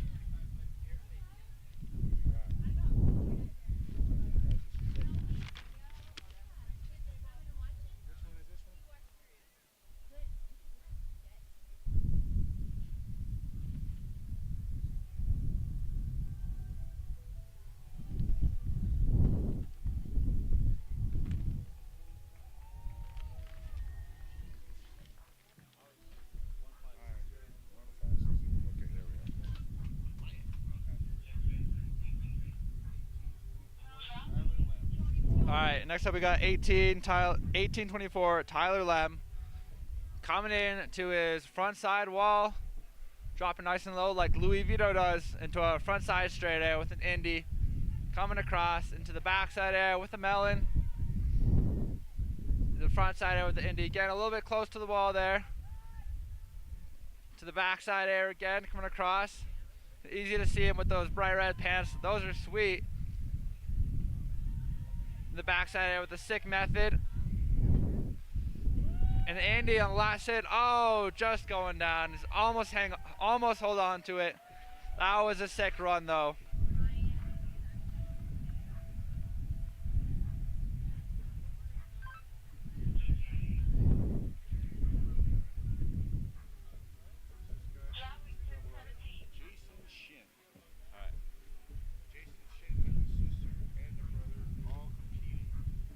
All right, next up we got bib number 1017, Jason Shen, Jason Chen has a brother and sister who are both competing in nationals, which is sick to see. Coming to that front side air, nice and big, with a stale fish coming across into the backside melon. A lot of the times those front side airs are easier to go higher because the backside, the heel edge is a lot harder to keep in control. Coming around with the back-to-back front threes into the front side 540. Oh, touching the hands a little bit. He's still going though. Riding across the wall into the last hit. Let's see what he's got. Nice, sick front side air. That's one of the dopest tricks. Just a sick front side air, no grab, and just poking it out. Love to see it. You know, as you watch him ride, you can tell he rides like a violin. Like he's playing a violin, right? He does play the violin, and you're right. His brother and his sister are competing here in halfpipe as well, and I think his sister's going for overall. So shout out to the Shin family. Henry Hickam dropping in on course for his second hit, bib number 1006 for the snowboard Menehune USASA Nationals Championship. All right, coming across, going into the front side air with a sick tail grab. Grab that one for a while. That's what we like to see. Into the backside method, nice and clean. Front side wall with a lean air there. And into the backside truck driver. That's one I don't see very often, but it's awesome. It's a double grab. Your backhand is on, or your front hand is on the back of your board, and your backhand is on the toe edge of your board. So double grab, both hands on the board at the same time. Super sick trick. I mean, it's like the truck driver, the gorilla, what else? The suitcase, the drunk driver. All of those crack me up, right? Because they're just so steezy. All right, next up we got 1755 Matt Stark coming in, regular footed rider to the front side air on the left wall, and to the back side air with a sick melon. Coming across the front side 540, holding on to that. That was nice and clean. To the back side air. To the front side 360, coming across switch into the switch backside alley-oop 360. That is one I've not seen yet today. And into the nose grab on the front side wall. That was a sick trick. I don't actually think I've ever seen a switchback alley-oop 360. I've seen a backside alley-oop 3, but not switch. So that was definitely sick. That was a new one for me. I'll have to try that out.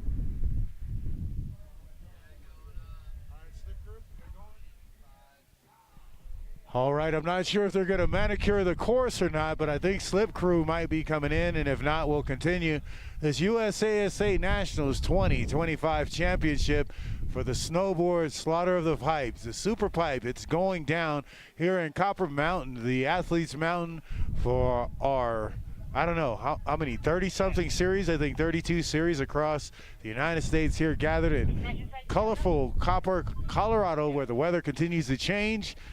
But the competitions don't. We've got the hype, and we're living up to it here at the 2025 USASA Nationals Championship. We'll take a short break.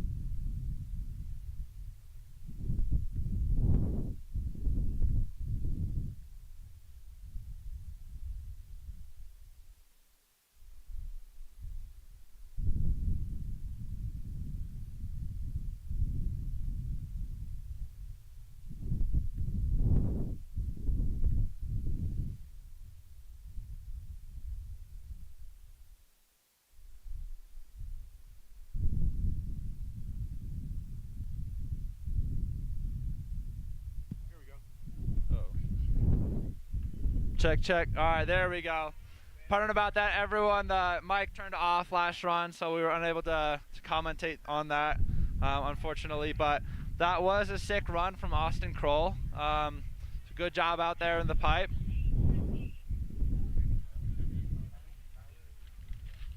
All right, next up we got 16, 15, Gavin Umena, pardon me, coming in the front side air with an Indy, into the backside air with a melon grab, coming across that flat bottom, into the front side 360, and into the cab 360.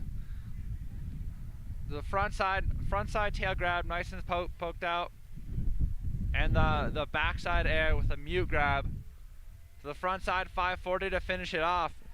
What a run! That was perfect from Gavin Umana.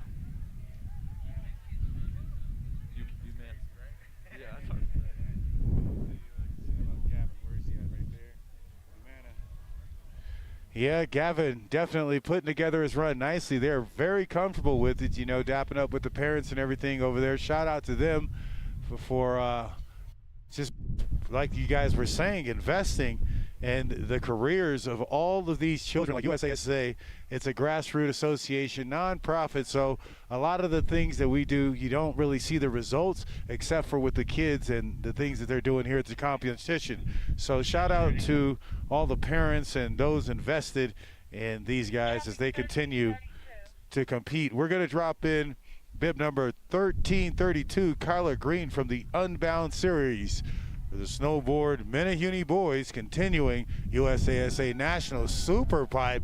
I don't know. Did he just go to the top of the Columbia flags right there?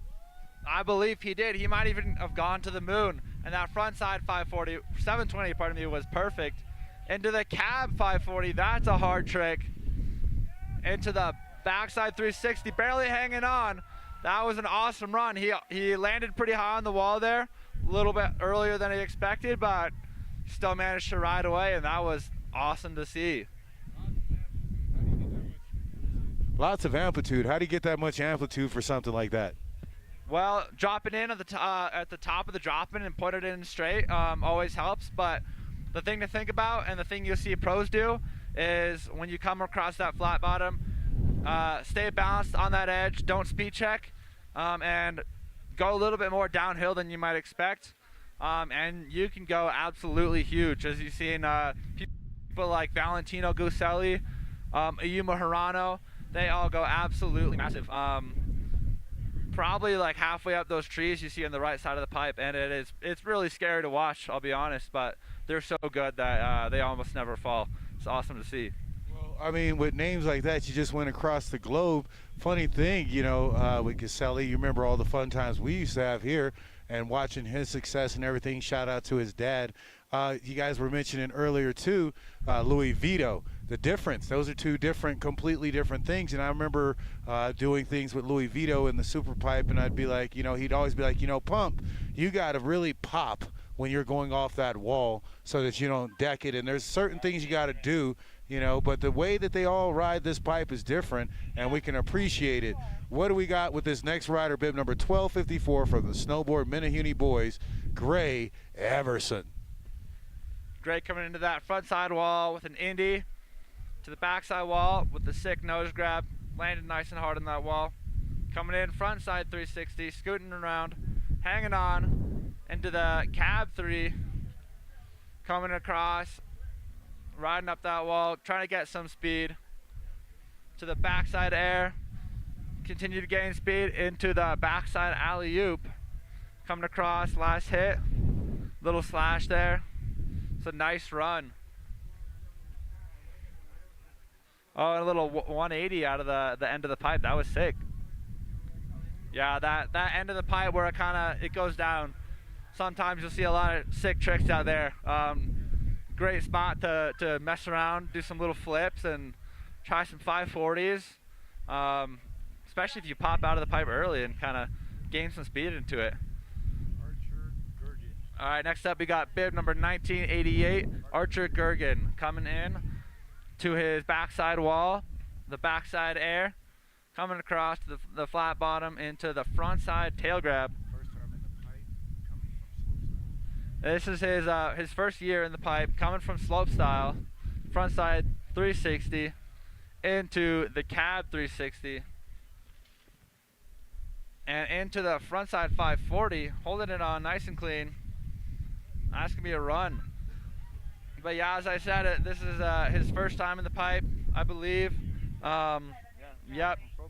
Yeah, coming from slopestyle, so super different courses there. Oh, next up we got his brother Ryan, or Abram Gergim, sorry. Not bib number 978. So two brothers competing together. That's pretty sick. Definitely some rivalry going on there. The nice frontside air. His brother is coming from rail jams, is what I'm hearing. Into the cab 360. And the frontside air at the end there to finish it off. Awesome run from Abram. We'll see which of the two brothers gets the highest score. I can't say, but hopefully they're stoked on it. Hopefully they're not fighting, but who knows. They're a year apart is what I've heard. So this year they'll be competing together. Next year they'll be in different age groups, and the year after that they'll be competing together again. I remember with my brother, he was 2 years younger than me. We never got to compete together, which was maybe for the best. But we would always do some friendly competition at home on the trampoline and stuff. All right, next up we got Rylan Palladdy, bib number 1681, coming in frontside air on that right wall into the backside air to the frontside stale fish. That was sick. The backside air coming across with some speed to the backside alley-oop with an indie grab, and to the backside 360, holding it on, coming across to the switch backside 360 as well. Awesome run there from Brian Palladdy, or from Rylan Palladdy, excuse me. Rylan putting together a lot of mathematical genius problems right there, right? If we take the code or the numbers from all those 180s he put down, we probably have healing for the nation. Secret code, man, for real. Here at the Super Pipe. On course for his second run, Everett Barnes, the Snowboard Menehune boys, USASA Nationals Super Pipe Championship for 2025, bib number 1146 on course, and getting amplitude right there with a nice straight air.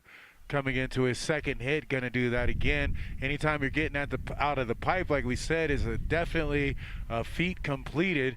And on every hit he's gotten out until he's thrown in those 180s right there. Gonna get the rotation in, but it's gonna slow him up through that transition, but no problem finishing it on his feet. Bib number 1146, Everett Barnes. All right, give me some.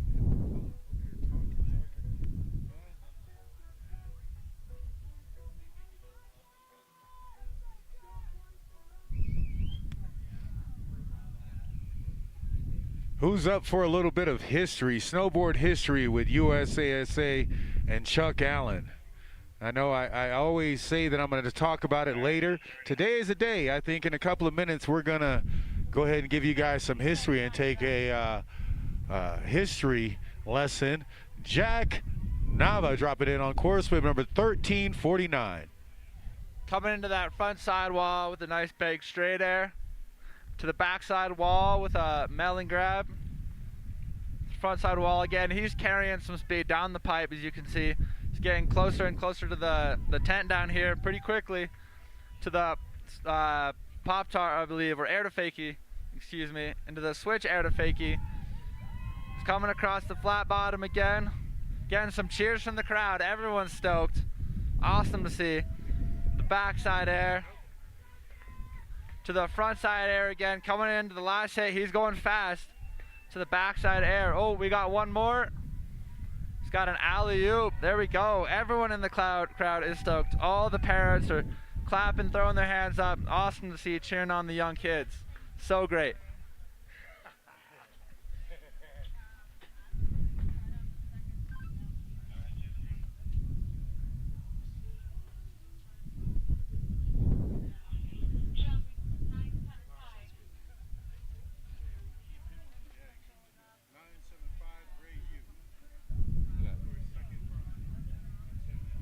All right, we got second run, bib number 975, Ray Yu, coming in to the backside air, coming across the flat bottom, to the front side air, nice and high on that wall, getting all the way to the top of that 22-foot half pipe, getting some more airs in there, super sick. Backside air, coming across to the front side 360. Can he squeeze one more in here? Yes, he can. The cab 360, there we go. Nice solid run there from Ray Yu.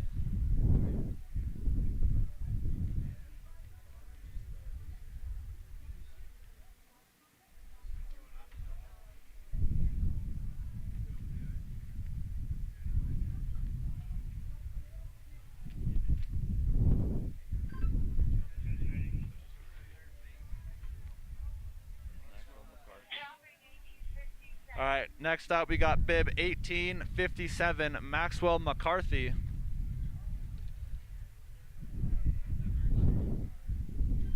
All right, Maxwell dropping in, coming into that looker's left-hand wall, riding across the flat bottom into a big frontside 540. He's going big, he's boosting to the backside 540, landing nice and clean, pumping through that transition to the frontside 720, landing that clean as well. To the cab 360, everything's perfect so far. To the crippler, there we go. Coming across to the backside 720 and into the switchback 360. That was an awesome run there. Backside 720, super hard trick, landing completely blind. Awesome to see. I don't even think I can do that trick.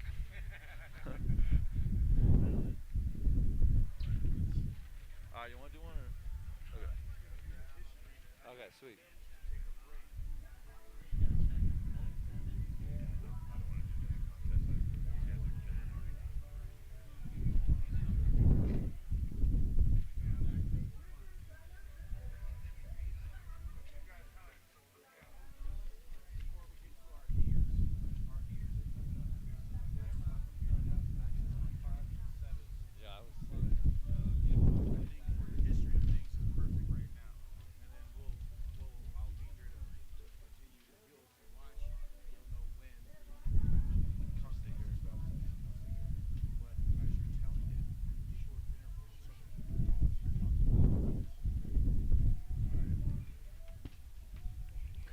All right, as promised, we were going to talk about some of the history of USASA Nationals.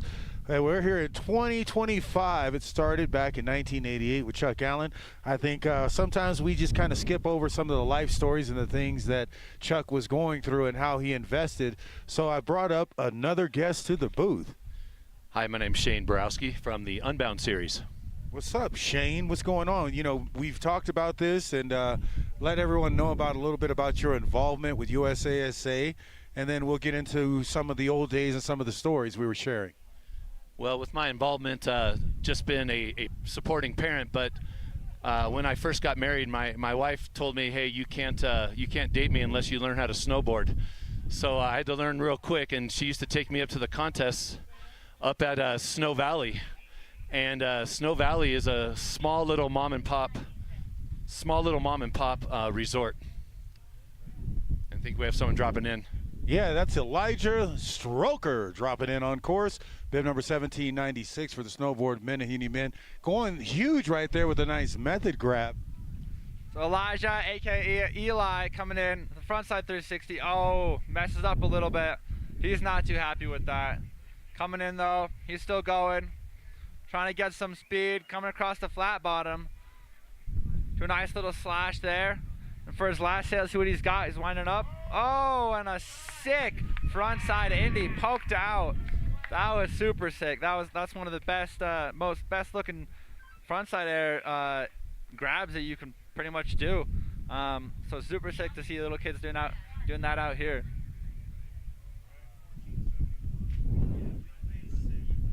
All right, next up we got 1471 Philippe Sid.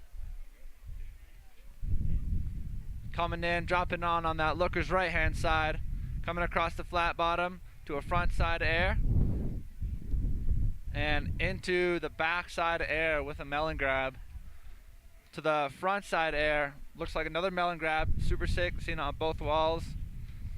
Coming across to the front side 360, see what he's got. To the cab 3, keeping speed, coming through the flat bottom. And to the front side 540, and that'll be a run for Philippe. Yeah, that was a nice second run. Bumping up the stakes a little bit, doing some harder tricks, going a little bit bigger.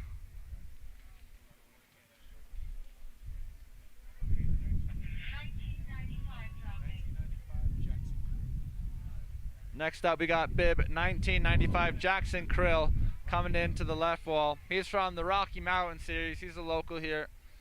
To the backside melon, into the front side air, coming across, keeping speed through the bumps in the transition. Backside air to the front side 360, coming across into the cab 360 with a little tail butter there. And into the front side. Oh, looks like he was trying to go for a front side 540. Didn't quite get it around though, but that's all good. Remind them again who you are. Well, you know, we've had so many people up here, USASA, the investment that they're putting into these kids, appreciation for everyone. We're going to remind everyone, in case you don't know, MC Pump on the 1s and 2s, the MC. We also have who in the booth? Oh, wait, who on course? 1196, Johnny Fiends on course. Second run getting out of the pipe right there. Going for the grab. Gonna come around, definitely get it, opening up on that 3, coming back. Gonna double up. We're gonna get an area code, I believe. All right, Johnny Fiend with a front side 540 to the backside 540. Oh, just going down there. Landed a little bit backseat on that tail. Luckily, he's all good though. So yeah, as MC Pump was saying, we got a lot of people in the booth today, a lot of people on the mic. So just a reminder, I'm Cade Martin. I was here yesterday as well. Oh, we got another rider. This is 873 Levi Gurley, I believe. Coming in, backside wall, melon air, or yeah, method air, sorry, into the front side air. To the backside melon again, coming in the front side. Oh, landing nice and high on that wall. Into the backside air. Let's see what he's got on the last hit. It is front side air with a little tail grab there. Nice, solid, clean run.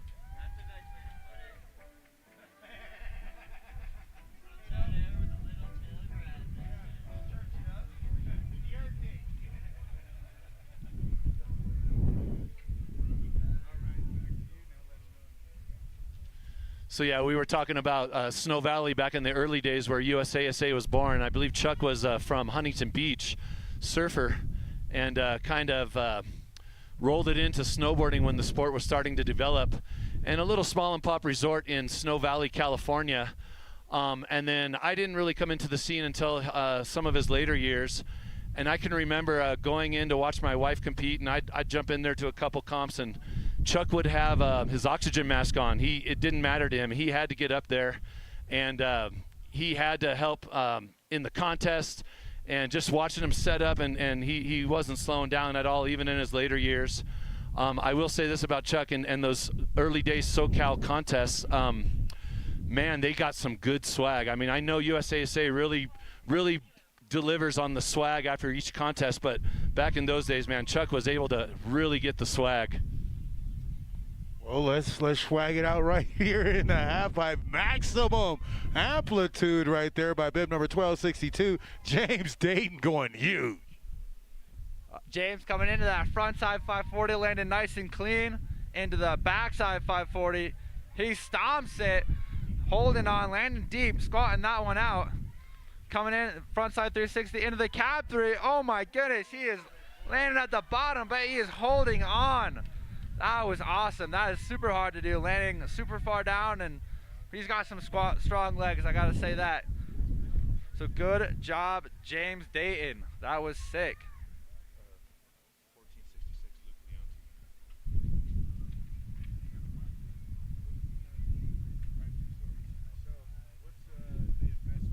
So we were talking about history. As we're in history now, we have the vision of Chuck Allen, and we're witnessing all the investments and everything going on. As a parent, what do you see like in the whole sports as difference between this, baseball? A lot of these guys are doing other things, skating included with snowboarding, against, you know, sports like baseball, football, and things like that. Now, once I drop this rider, we're going to come back and we're going to speak on that, so I want you to think about it. Next up, who do we got? Luke Leonti from the Unbound series. Going to come in, bib number 1466 on course. Luke coming in into that backside wall with a sick melon air. Into that frontside 360, getting out of the pipe there. To the cab 3, getting to the top of the wall. And to the frontside 540, scrubbing around. Gaining some speed on that other wall. Coming into the frontside wall again. Frontside air, and last hit, what has he got? He's got a nice backside air. Super sick run. That riding across the pipe switch is definitely pretty terrifying, especially coming up those walls. Those walls are really icy right now, so props to those kids getting to the top of the pipe and getting out of the pipe. Yeah, you know, and we did see a couple people go down doing that transition riding at switch. Bib number 854 on course as the snow begins to fall. Maddox Casanega on a truckie, the drummer Mad Dog on course. Coming in, you got that front side 360 into the cab 360. He's keeping speed up, going nice and big. The front side air to the back side 360.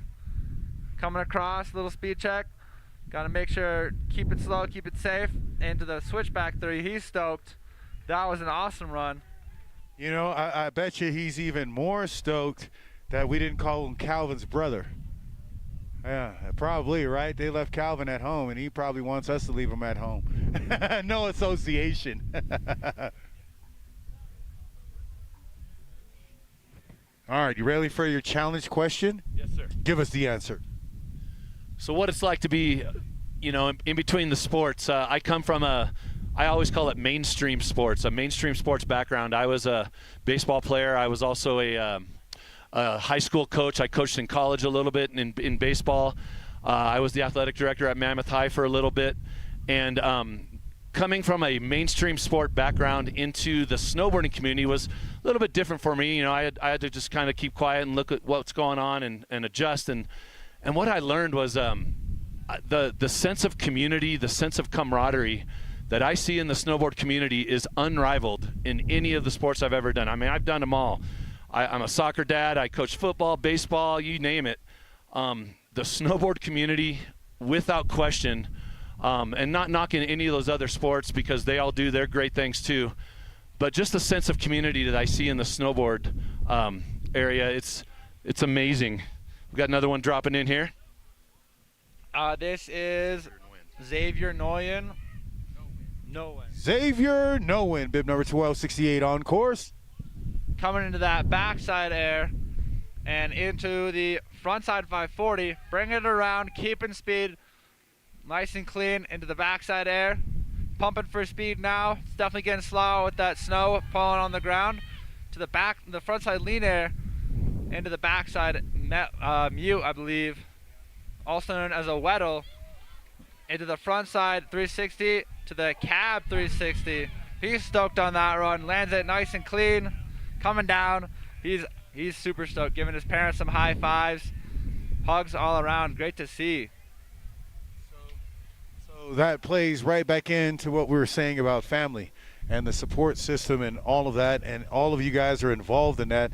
I think for people to be able to hear the different perspectives of everything on how we use the support in the ecosystem of everything, it really wraps it up here at USASA 2025, and why everyone's so invested and why there's such a hype and why we're the largest, you know, of all competitions going on. So definitely appreciating the knowledge that we share times we share, and we definitely want the history to stick around as we continue to compete and have fun with what made us free.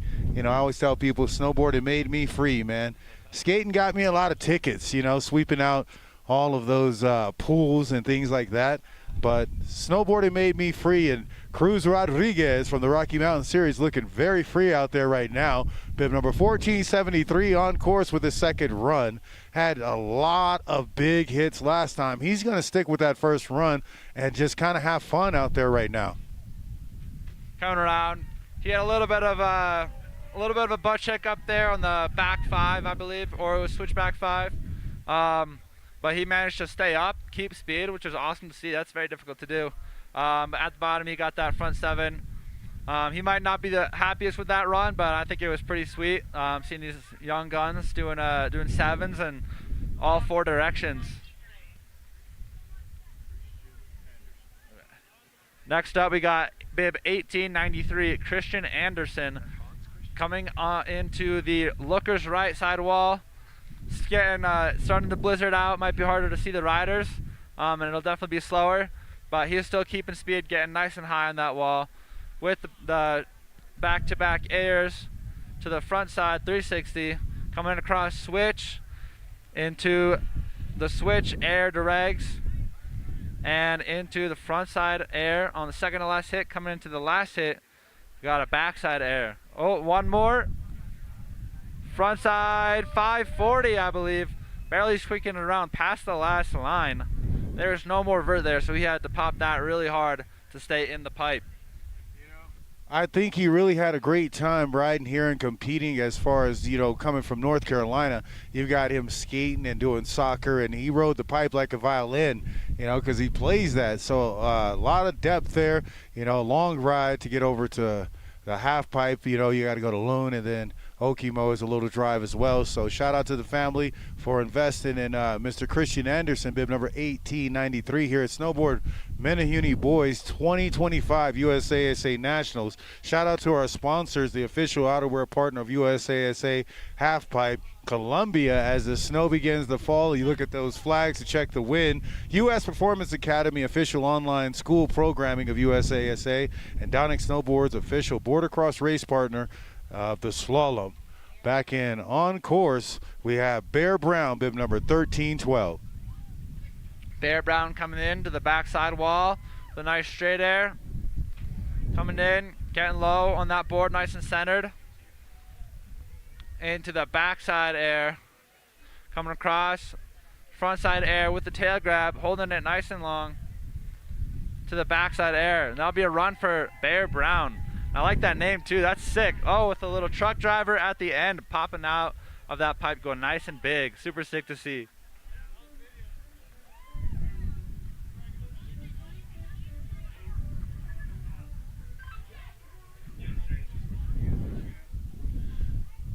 One thing I think when we're talking about parents just now, what people don't consider sometimes is we have another rider dropping in.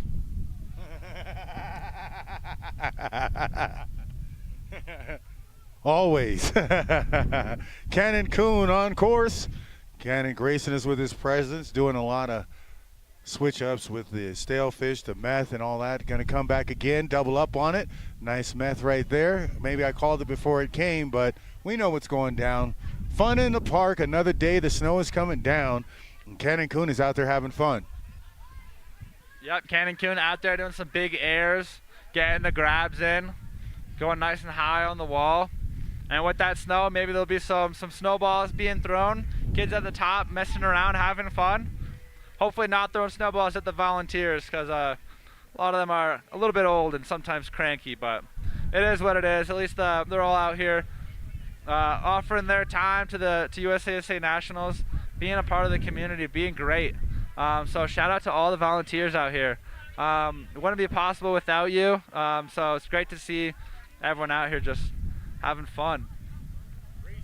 All right.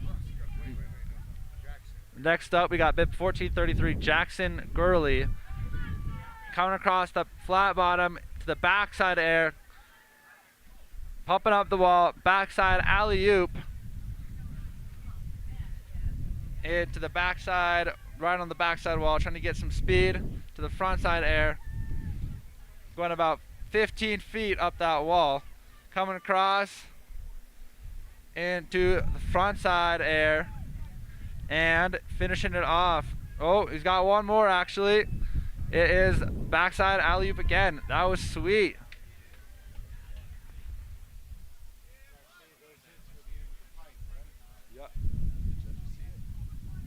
Yeah, I gotta save those bigger tricks for the end of the pipe. Put them right in front of the judges' faces. Show them what's up. Show them that you know what you're doing and you're out here crushing it. Next up, we got bib number 1223, Grayson Petroska. I believe I'm pronouncing that right. It might not be though. Coming in frontside air with a tail grab into the backside method. Frontside stalefish. That stalefish is kind of hard to get to sometimes. It's reaching behind you and all the way down to the ground. Coming in frontside 360. Coming across switch in to the cab 360. Holding on there. Coming across to the frontside 540. Holding on. There's a run. That was sweet.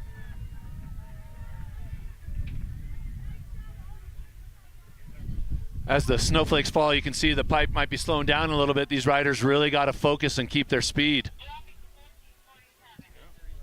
Yeah, the conditions. I mean, bib number 1447 dropping in on course. Is he dropping in switch or is he going to go regular? Ting Sua Zhang up there locked and loaded in the gates. Bib number 1447 preparing to shut the door on this snowboard Menehune boys Superpipe USASA Nationals Championship.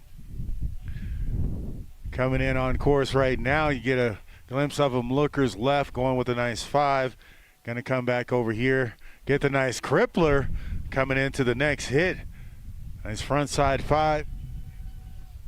Coming into the backside 540, landing high on that wall, holding on to the front side 720, holding on. And there is a run. I believe he was in first, so that was his victory lap. Awesome to see it. He's still out there doing more tricks, trying to make that run better. Super sick. Always what we love to see. Holla at your boy. Second run, bringing it in. All these athletes competing to their level and achieving so much that we can share and join in with them. Ting Sua breaking it down for us the Zhang way. Bib number 1447 closing it down for those second runs of Snowboard Menehune Boys USASA Nationals 2024 or 25, excuse me, championship. We start talking about the past, I'll go back. What else would you say if you were to let everyone out there know? Just, you can't put it in one word, you can't put it in one sentence, but as best you can, shortest answer, what USASA has done for you, your family, the athletes you're involved with, and they can all be different, you know? I think one word is just fun. It's fun. It's rider driven. The kids are having a good time. I know from just my own experience, early on, you can really get caught up in the competition aspect of it. And that kind of takes away from the fun sometimes. And just seeing, you know, for example, the fun part, we come to nationals, we're having a great time. And here we have some other mountains near us. We're in Mammoth in the Unbound series. And we have the North and South Tahoe series right above us. And looking at that, I'm noticing, you know, you start to run into familiar names and familiar families that are in your age category. And we had a really nice family in the Tahoe series, the Steves family, inviting our girls from the Unbound series to join them in a jacuzzi, having fun with the kids, getting the kids to know each other. My daughter, unfortunately, got a little hurt in her training session, so she wasn't able to keep going. We got a little photo op here, so I'm going to hit pause for a second. Speaking of,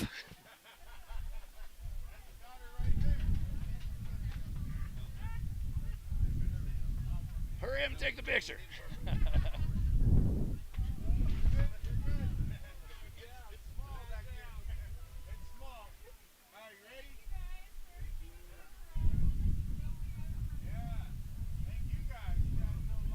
And yeah, you know what? That's a perfect example of what we're talking about. Just a random group of friends coming together right there for a picture. I love it. Oh, sure. Got another photo op coming here real fast. All right, ready? One. Here we go. Wait, there you are. 1, 2. Look, everyone looking. 1, 2, 3. Let's go, baby. All right, very nice. So yeah, it was just a matter of the community, how everyone comes together. You start to get to know families from other series, which is amazing, and it's so fun to just see everyone coming together. Like I said, my daughter got hurt in training, and one of the families from another series offered an extra knee brace for her to see if she can compete. And they're, you know, different series, but competing against each other, and here they are offering help. So it's just an amazing thing. One thing I did want to point out that a lot of people don't think about is when you get families with 2 kids in the same age group.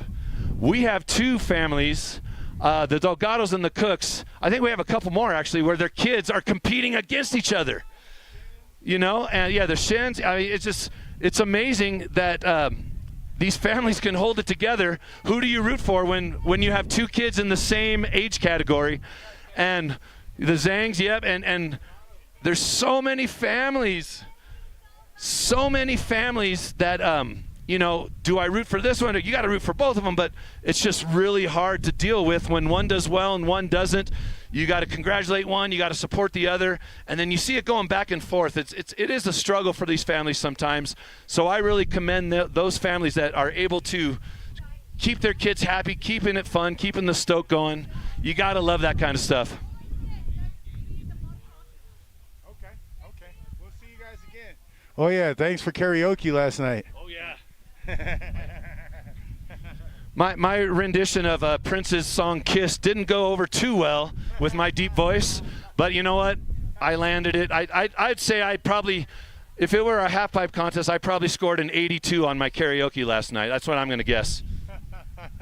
If we're still scoring, I give Papa Smurf out there about a 98 on replenishing the blue lines, that blue dye. You remember how hard that was to get off your clothes when you didn't realize what you were doing? Well, you know, I was always in love with the what was the little girl Smurf name? What was her name? Smurfette. Yeah, Smurfette was my crush as a kid. So anyway, we'll get out of that and back into snowboarding. Yeah, I'm sorry for aging you. Thanks for the history lesson, and shout out to you and your family as always. USASA Nationals coming through again with a bit of history. We're going to take a break as these guys get their practice on, and we'll be back with another great competition. 2025 USASA Nationals Snowboard Menehune Girls set to start off here shortly.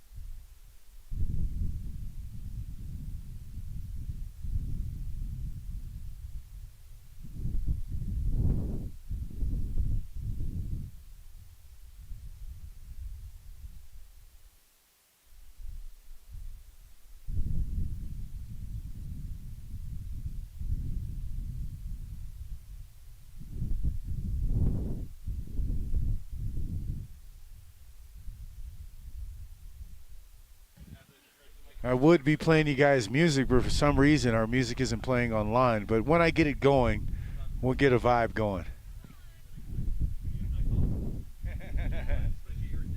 Oh, nah. We'll see.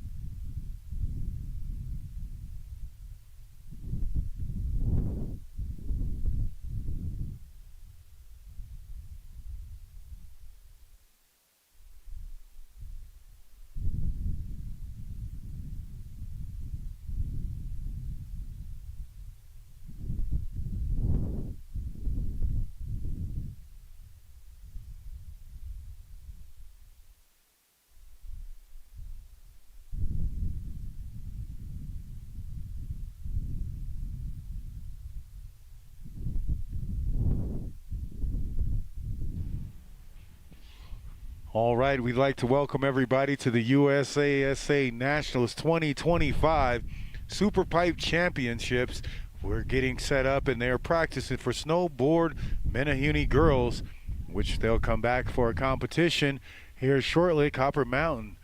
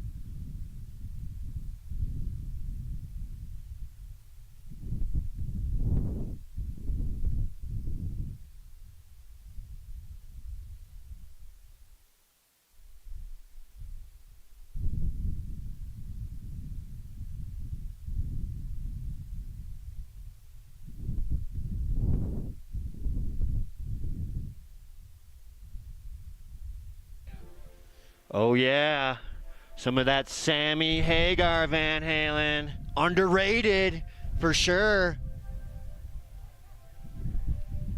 What's our status?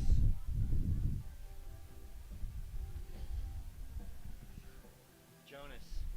Yeah, I don't think we got introduced. Yeah, I've seen your ad a bunch, man.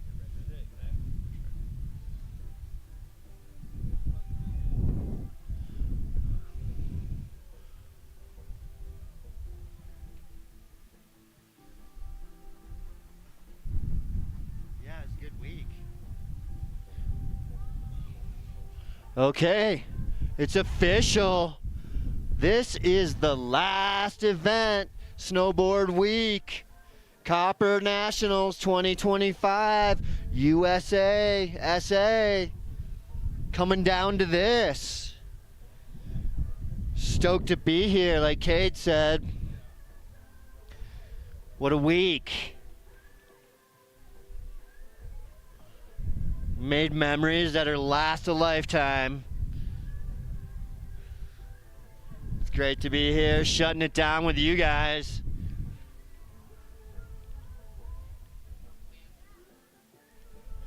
Yeah, if you're hanging out next week, come hang out at the slope course with me. I'm on the mic over there next week.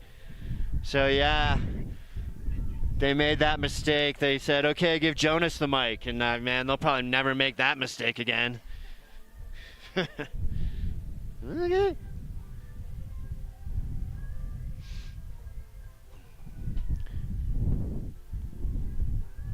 Maddie, Van Halen or Black Sabbath?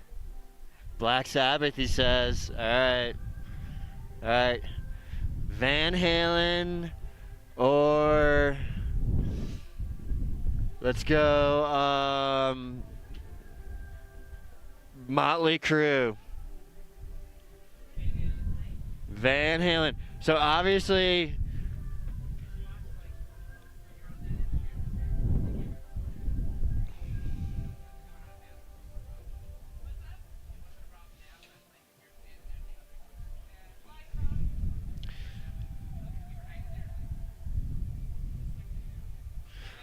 all right, real quick, while I got the mic in my hand, I'm going to introduce our staff up here.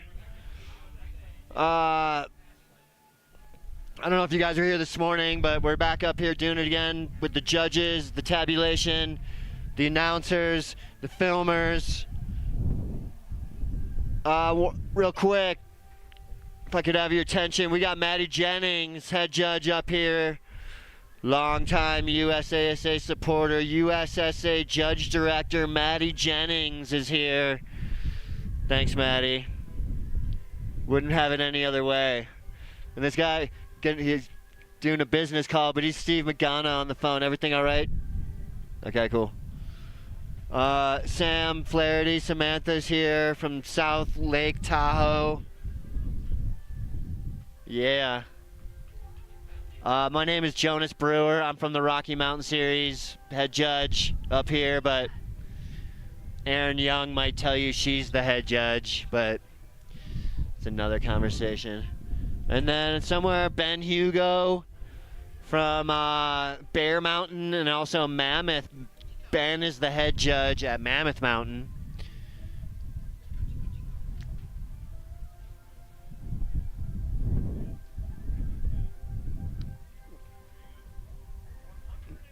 Special guest pro snowboard announcer Cade Martin is here in the booth.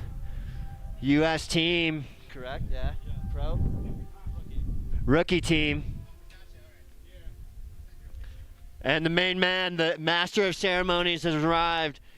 Eddie MC Pipe Kennedy.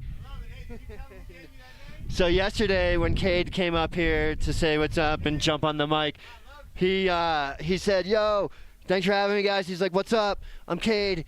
He's like, what's up, MC Pipe? And I heard him slip, but now he's got an MC Pump has a new nickname this week. He's MC Pipe. Very appropriate nickname. Thank you, Slip Crew, Copper Ski and Ride School. Getting gnarly. All week fooling around with us. All right, I don't know if we're live on YouTube, but we could be. So everybody act normal. All right. Thank you, parents, for everyone being up here and making this all possible. Appreciate all the series out there across the U.S. About to kick this thing off. Thanks for bearing with me here. Give the mic over to Cade. Rookie team pro rider.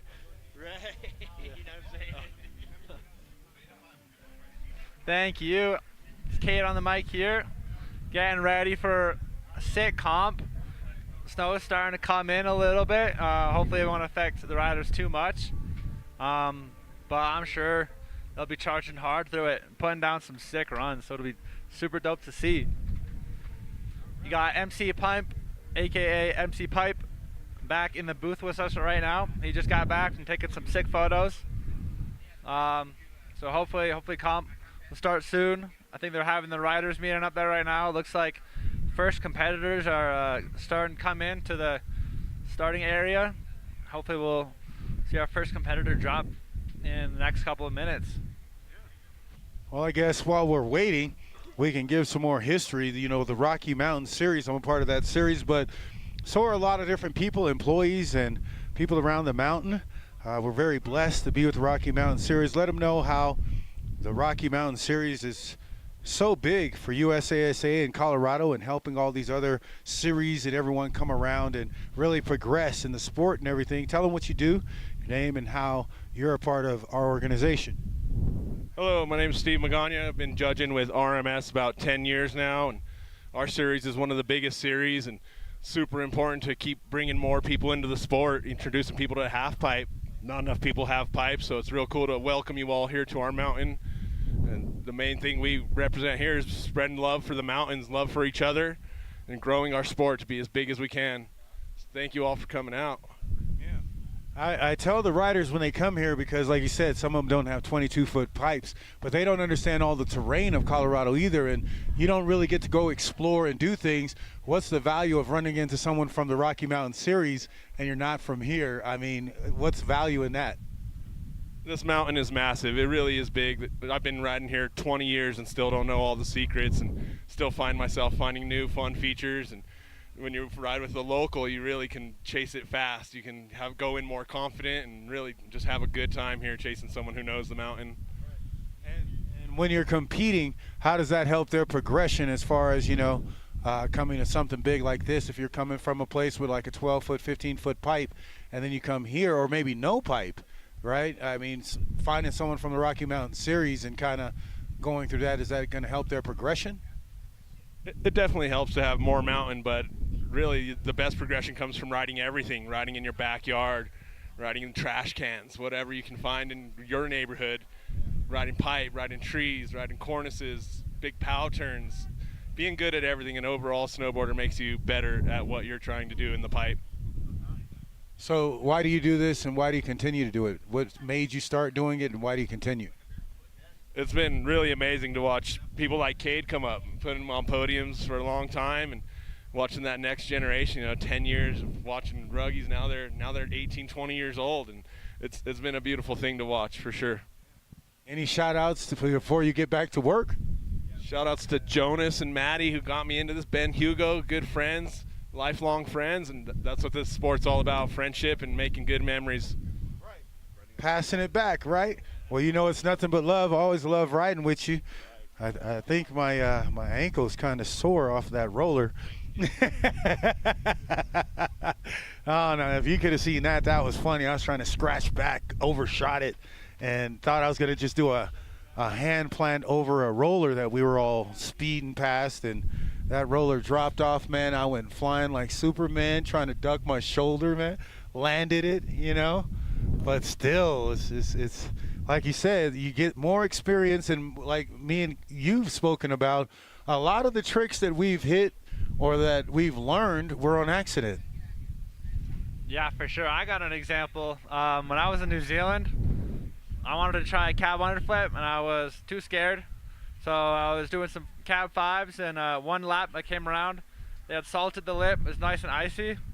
I went up to do my cab five, and I slipped off of it, and I accidentally did the cab underflip. And I was like, that's not that bad. So I tried it again.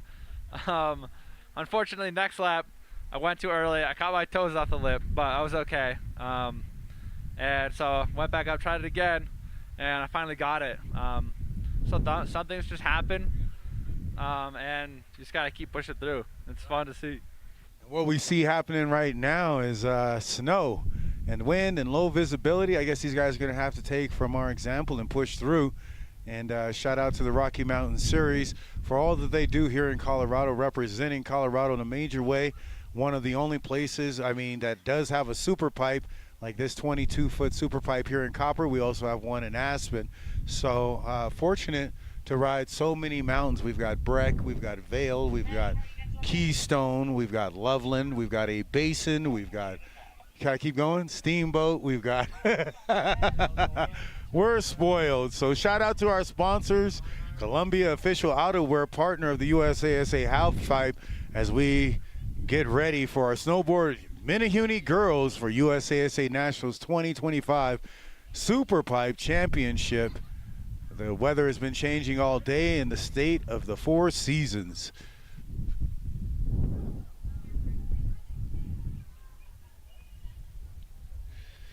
We also have US Performance Academy, the official online school programming of USASA, as well as Donick Snowboards, the official border cross race partner of USASA. Shout out to all those guys, Nye Decker and Pit Viper. Dropping switch. We're going to get a competition started. Dropping in on course, switch. Stella Moreau, bib number 1841, on course. Coming through, starting off strong with some nice airs in the pipe. Visibility is definitely affecting the riders a lot now, as you can see. You can't even really see the bumps in the pipe anymore, so going through that is going to be extra scary. She is still making it work though, coming through with some speed, getting to the top of that wall, putting down a nice first run, keeping it safe. It's a good plan. Should be able to bump it up second run for sure. So now we're moving on to the next person. Bib 1382, Mia Delgado. She's at the top, getting ready to drop in. Coming on to the looker's left wall. She's dropping in goofy. First hit. Keeping it nice and safe, coming across the flat bottom to the backside air. Into the front side air, popping off that wall. Coming across backside wall again, gaining speed. The front side air coming through. As you can see, the bumps are starting to affect the riders a little bit, and that's a successful run for Mia.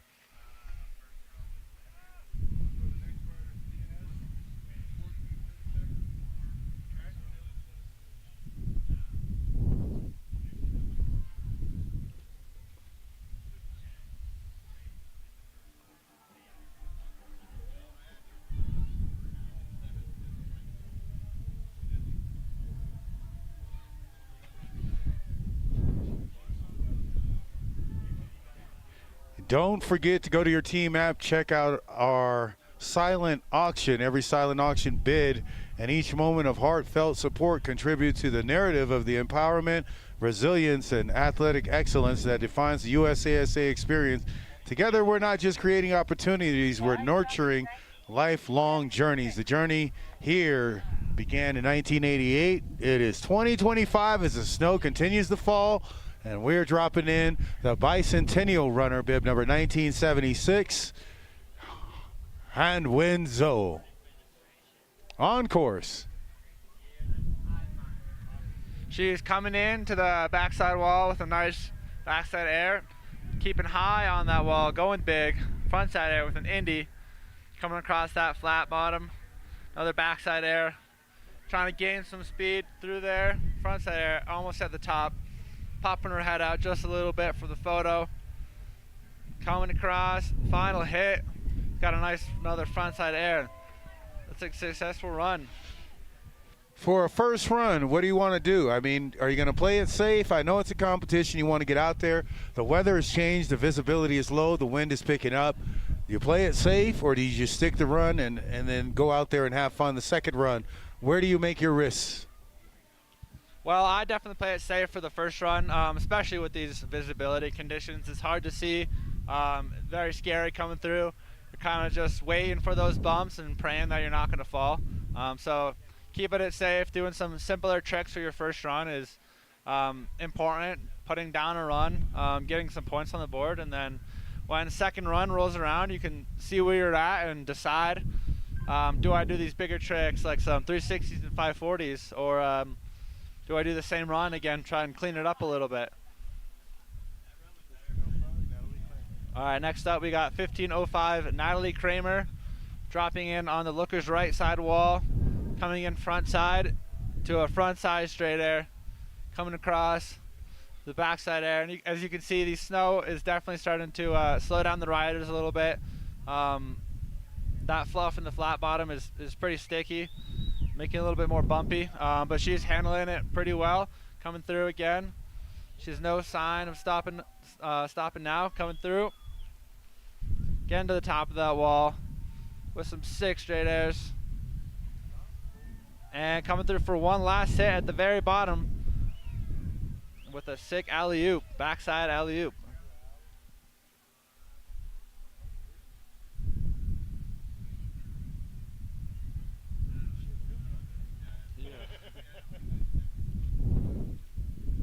And with those flags, as you can see, the flags at the top are blowing a little bit harder than the ones at the bottom. And definitely that's can be used by the athletes to see where the wind is going and judge what they're going to do in their runs based off of that. On the looker's left side of the wall, you're going to need to pop a little bit less. All right, next up we got 1412 Avon House dropping in on the left, coming across for a front side air with an Indy. I was sick into the backside on the wall, trying to gain speed for a front side 360, holding it together, coming across for a cab 3. That one was big, just about as high as the front 3. You don't see that very often. Into the front side air, front side lean air, and the backside air to finish it off.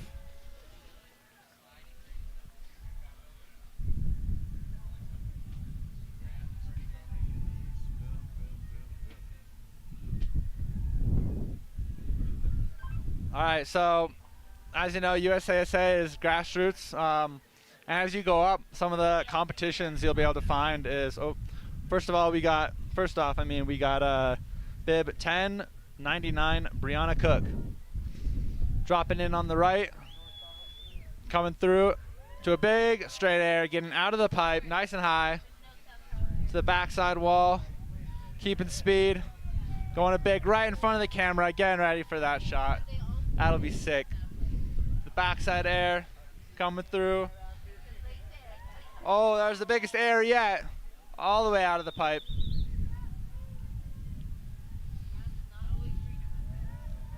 Getting some nice grabs in there, coming through. Backside wall, getting that speed for a frontside 360 at the end. Nice job, Brianna. So yeah, as I was saying, the X Games is and the Dew Tour, one of the biggest events. Dew Tour is not really happening that much anymore. X Games still going strong, but they're definitely probably the biggest events except for the Olympics. I mean, one of the key aspects of USASA is its commitment to the progression of snowboarding, and many of the Olympians, the X Game medalists, and other prominent snowboarders have come through USASA as a part of their early training and competition, and pretty excited about that. I mean, yeah, Dew Tour has changed a lot, right? We'll speak on that a little bit after we get this rider. Alexa Delgado, bib number 1295, dropping in on course, joining us with the snowboard Menehune girls here at 2025 USASA National Championship. All right, Alexa getting nice and high off that backside wall. Coming in, getting out of the pipe on her heels. You don't see that very often. That's hard to do. Going once again to a backside air. Nice and sick. into the frontside air, jumping off every wall, making sure to get each of those hits in, finishing it off strong. Yeah, like we were saying, you know, all the changes. X Game's still there. X Game's been there for a while. The progression. Dew Tour changed over. You know, it was in Breckenridge, then came over here with the top 10, and I guess they may change that up. It may exist. It may not anymore. And then we've got what? The Rev Tour. We've got Grand Prix. We've got Futures, and we've got U.S. snowboarding, and they all act as a developmental stepping stone for the athletes aiming to compete with U.S. Ski and Snowboard Association on that level, which is a significant part of the U.S. Olympic pipeline for snowboarding. So glad you're here sharing your experience and your time so that maybe these parents and these kids who are wanting to go further with it can look at you as that example. Dropping in on course, who do we got? We got bib 1872, Evie Borowski. She's dropping in on the right-hand side wall, dropping in regular. Coming in, dropping nice and high on that wall. Pump through the flat bottom. Frontside air right at the top of the wall. Into a backside air. Snow's starting to recede a little bit, but the visibility is still pretty bad. So conditions haven't changed that much. Backside air getting out on both walls, super sick to see. The frontside air getting in the grab. The backside air into the frontside 360, coming across switch into the cab 3. It's a solid run.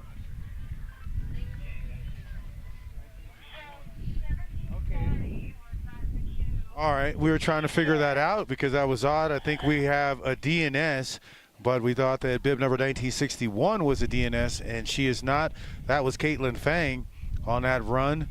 I guess we're going to head back up top. They've got the corrections now, and we're going to get another rider locked and loaded. So bib number 1961, not a DNS. Caitlin Fang just went, and bib number 1730 also not a DNS.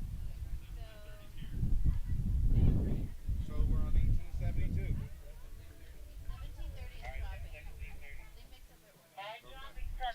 All right, we have Bailey House, bib number 1730, dropping in on course for the snowboard Menehune Girls Super Pipe Championship here at the Athletes Mountain in Copper. Bailey coming into that right wall for her first hit with a nice frontside air to the backside wall, jumping off both walls, getting those hits in. Frontside wall again coming through to the backside wall, trying to gain speed. Pumping up that wall into the frontside 360, holding on, switching over just last second, coming to the cab 3, nice and clean, into the last hit, frontside air with an Indy. Oh, one more, little backside air at the very end there, nice job. I don't know, how many was that? About how many hits you think that was? I mean, on a normal day in the pipe, depending on how big you're going, I guess, right? Because that eats up a lot of space, that air time. Sheesh, I don't know, about 5 to 7 hits. 7 hits is good, I guess, to me. What do you think for you? How many hits? I think 5 hits is a good number to aim for. Yeah, going big, 5 hits. You're going big. I'm getting technical here. Like, nah, just big. You know, I figure the first 2, maybe the first one I'll go big, and then the last 2.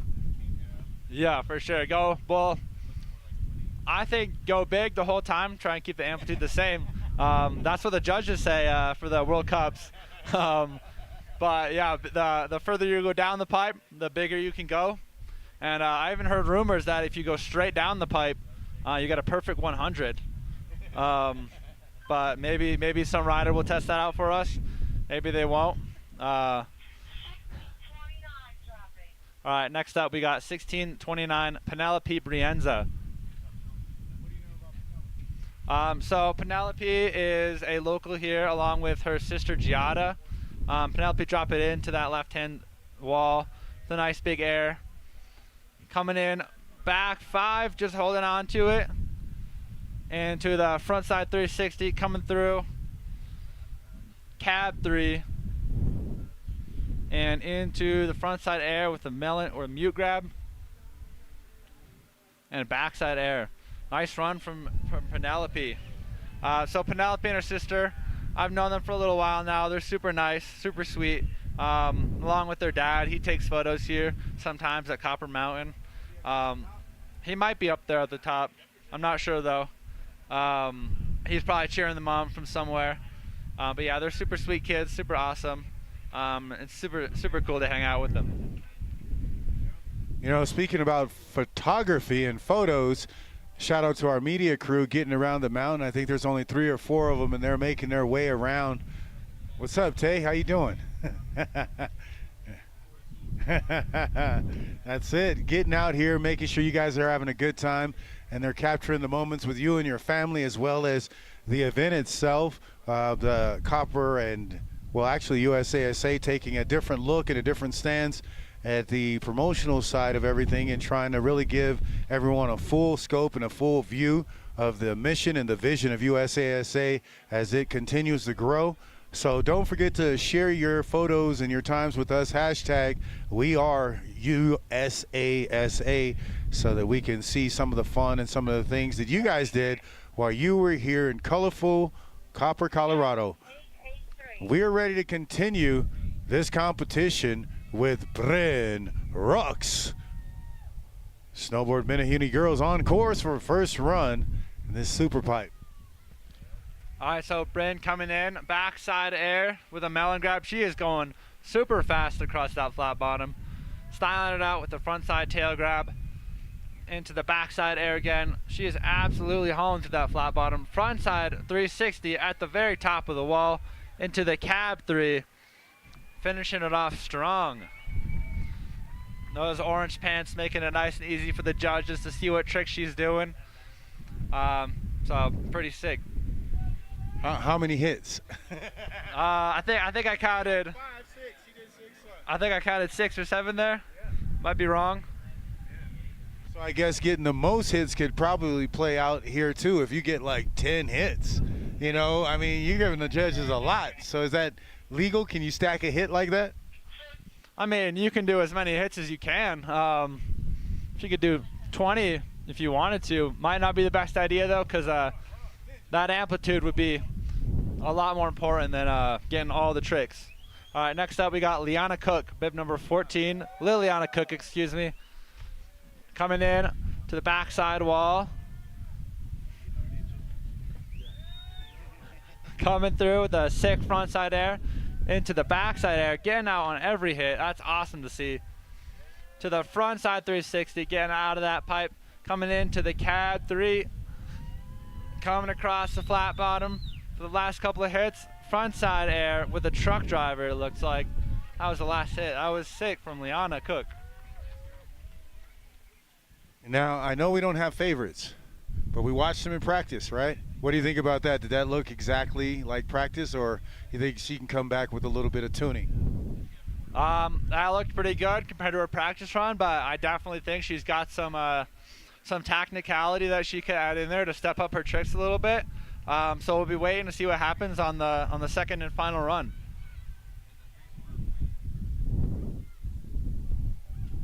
All right, in the late 1980s, snowboarding was still in its infancy, and there was a few formal competitions, but many athletes had limited opportunities to compete in organized events. So shout out to Chuck Allen and the founders of USASA for recognizing that snowboarding was growing rapidly, and these athletes here today definitely showing the infrastructure of progression as they develop their skills and gain exposure through the platforms USASA is providing.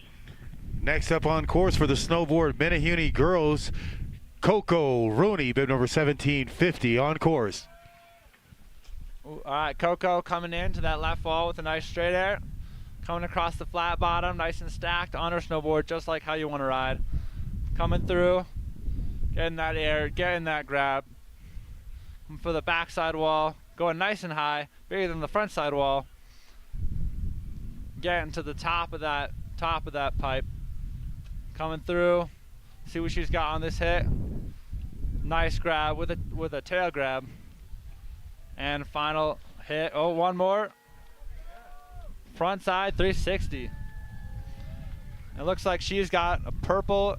The top of her snowboard is purple, which I love it. That's sick. Oh, you're gonna go there, right? That's one of the interesting things, or the cool things that you could do sitting here at the bottom of the pipe, is watch the style and the culture that's on the boards of the riders that are coming through, right?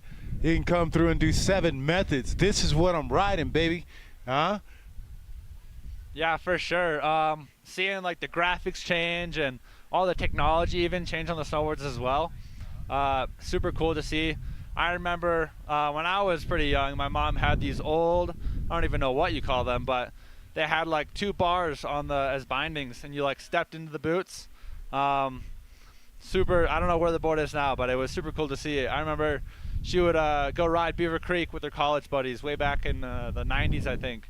And like just do that on those like really old school bindings.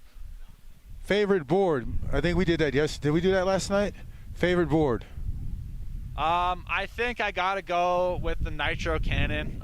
Those super long boards, they're so sick. Especially Zeb Powell, it makes him, when he rides them, he just makes it look so cool. Favorite boots you've ever worn, and why'd you get rid of them? Well, I think my favorite boots are the Solomon Echoes. I got on right now, actually. They're brand new. But I mean, I don't even think I've ever ridden any other boots. Sadie Wheeler on course with number 1780, dropping in. All right, Sadie coming through with the backside air, going nice and big. Frontside air, getting that grab. Double Indy, it looks like, right in front of the camera. That'll be a sick shot for later. Coming through. Another frontside air, getting that grab and holding it for a while. That's what the judges love to see. Coming through. Final hit. Looking strong in there.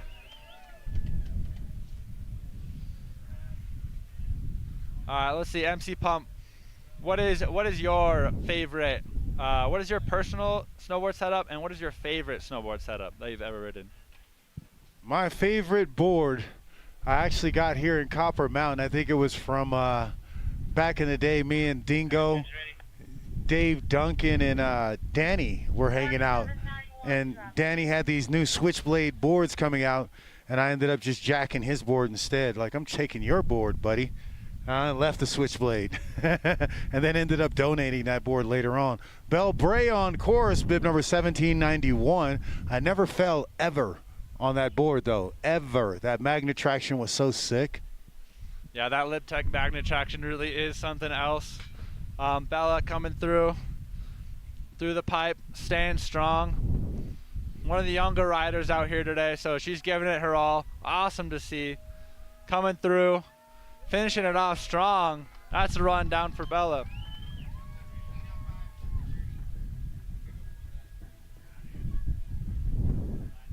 I remember having these boots, these 32s, right? And they were my favorite boots. Didn't have to break them in or nothing. Those boots stunk so bad after a while, man. I swamped them out, and I had to remind myself to throw them away. I threw them away in the summer. In the wintertime, I blamed my roommates. Like, you guys just threw away my boots so I couldn't ride today. And they're like, no, man, you threw them away last year. I was like, glad, because my feet would probably peel.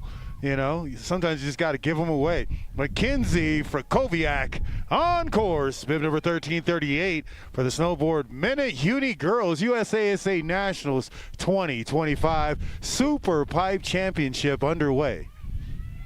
Hitting that front 3, coming in to the cab 3, I believe, at the bottom. There we go, finishing off strong. Oh, one more with a front 5 at the bottom. That is the first 5 we've seen. Nice and clean, squeaking in that last hit. That's what we love to see.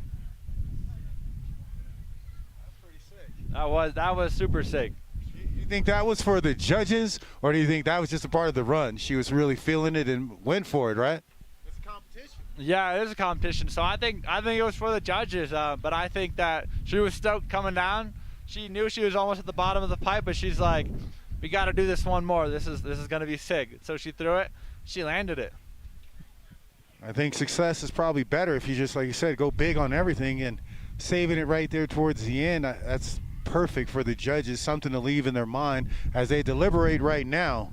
We'll come back with more information in a minute.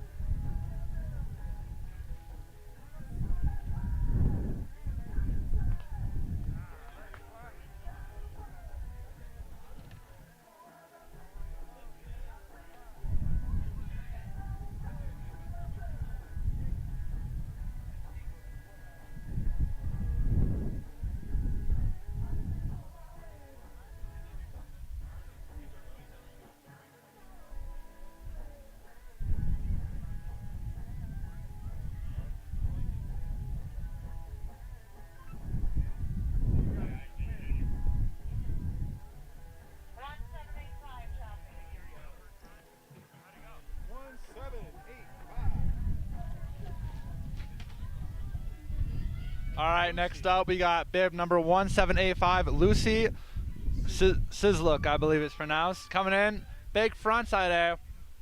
Coming in with a backside method. That's the first one we've seen from the girls. Into a stillfish right in front of the cameraman. Oh, just sliding out there. Looks like that ice got the best of her. It's definitely slippery, especially if your edges aren't sharp like a razor blade. So if you take your board to the shop and you want to ride some pipe, tell those tuner dudes to sharpen it up like some alpine skis. You'll be all set. 947, drop right. You didn't want to say that one. Oh, this one or Everly. okay. All right, next up, bib 947. We got Everly de Jesus coming in. Backside method. Into the front side wall with a nice indie grab. The backside wall with a nothing method. Oh, just catching those keys a little bit. Going down. Looks like that snow snake in the pipe got the best of her. That's okay.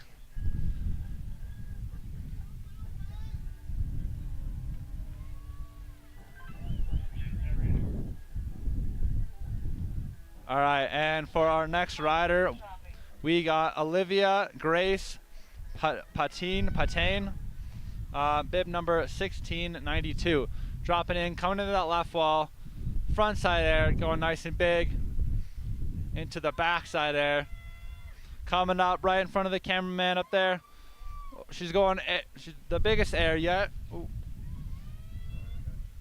Coming in to the front side wall, doing a front side air again, and into the back side wall. Another backside air. Coming through, keeping speed to the front side 360, coming down into the cab 360, finishing it off strong.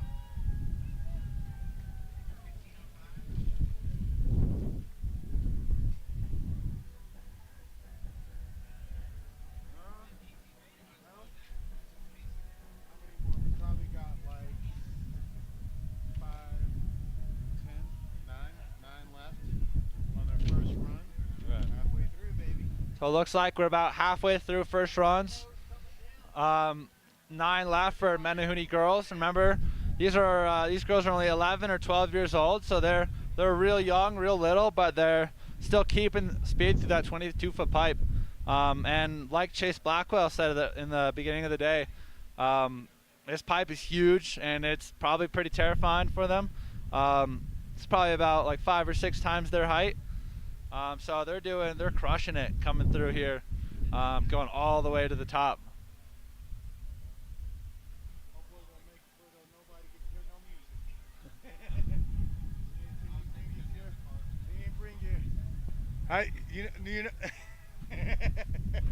You know, it's dangerous to mess with people with a microphone.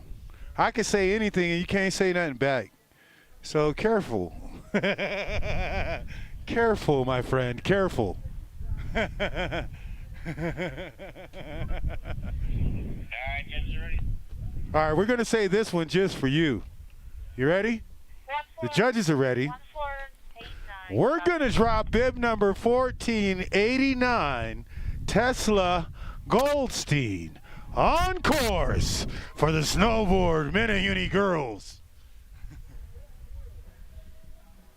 Coming through, riding strong through that flat bottom with the front side air with an Indy into the backside air, squeaking it around, coming through, riding through those bumps nice and strong. Those are tough, especially on the heel side edge. Coming through, keeping her composure in the front side air again, zooming through the flat bottom with the backside air, staying nice and high on that wall, keeping the same amplitude going down the pipe with the consistency. That's what the judges like. Coming in, last hit, front side 360.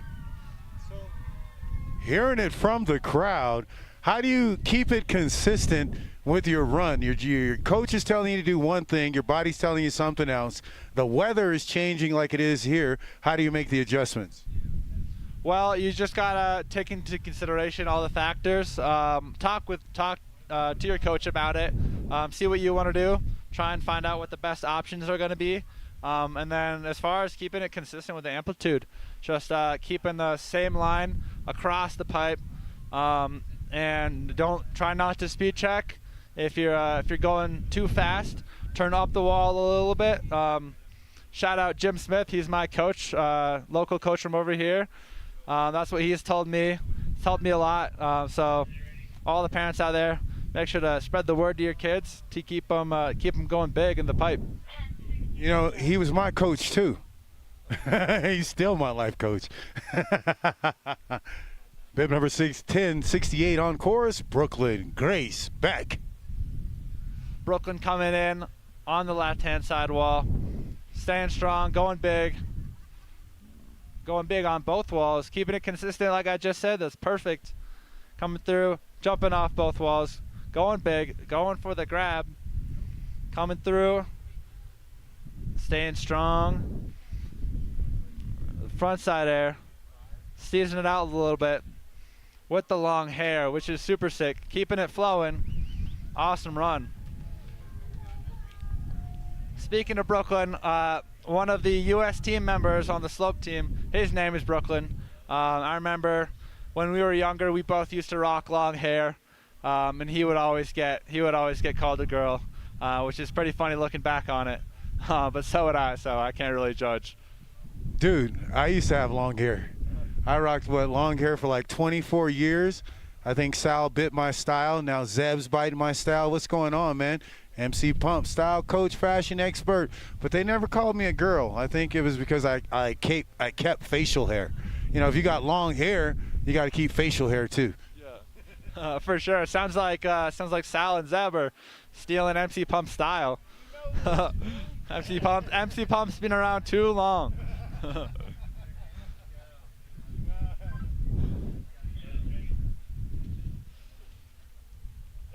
All right, next up we got bib 1143, M.A. Maru. Coming into the left wall, going big with a front side Indy. Coming across the flat bottom with a backside air.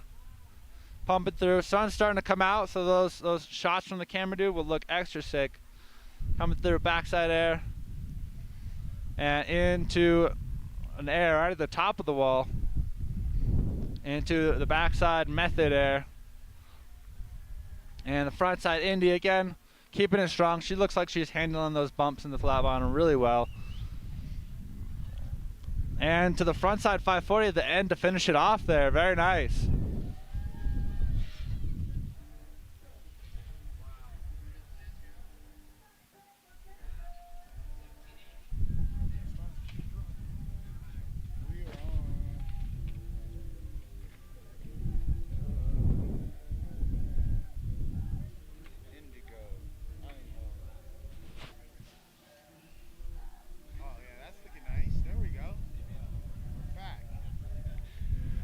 Columbia has been a trusted sponsor of USASA for years, supplying athletes and us employees with technical apparel such as jackets, pants, and base layers for competitions. And through their partnership, Columbia helps supportive, competitive events across the country, ensuring athletes have the gear they need to perform at their best. So Columbia is known for its cutting-edge technologies like OmniHeat, reflective lining on OmniTech, waterproof technology designed to help athletes stay warm and dry in extreme environments. Definitely extreme, coming out the sun to change up the day and the conditions here in the Halfpipe. It's another beautiful day in colorful Colorado. We're going to see it all today, 4 seasons in one day, and maybe in a couple of hours. We have a great competition going. We're getting down to the final riders here soon. Locked and loaded up in the gates. We have bib number 1314, Indigo Einhorn on course. Indigo dropping in. She looks like she's going fast. Getting to the top of that wall on the first hit, which is awesome to see. Top of the wall and the backside wall as well. Keeping it consistent into the front side 360 at the top of the pipe. Putting a little bit more risk on it. And the cab 3 coming into the next hit. It's got a nice front side air with an Indy. Into the backside 360. Nicely done from Indigo. first run. Do you think she experienced any challenges, or she just pretty much did what she was supposed to do? Well, I think now that the sun's kind of clearing up, we can start to see the bottom, the flat bottom, and it definitely looks like that snow is falling on there. So I'm sure it's getting a lot slower, but the sun's coming back out, so the visibility is starting to get better, and those bumps will affect the riders less and less, which will be super sick to see. Hopefully they'll start going bigger because of that, but we'll have to see.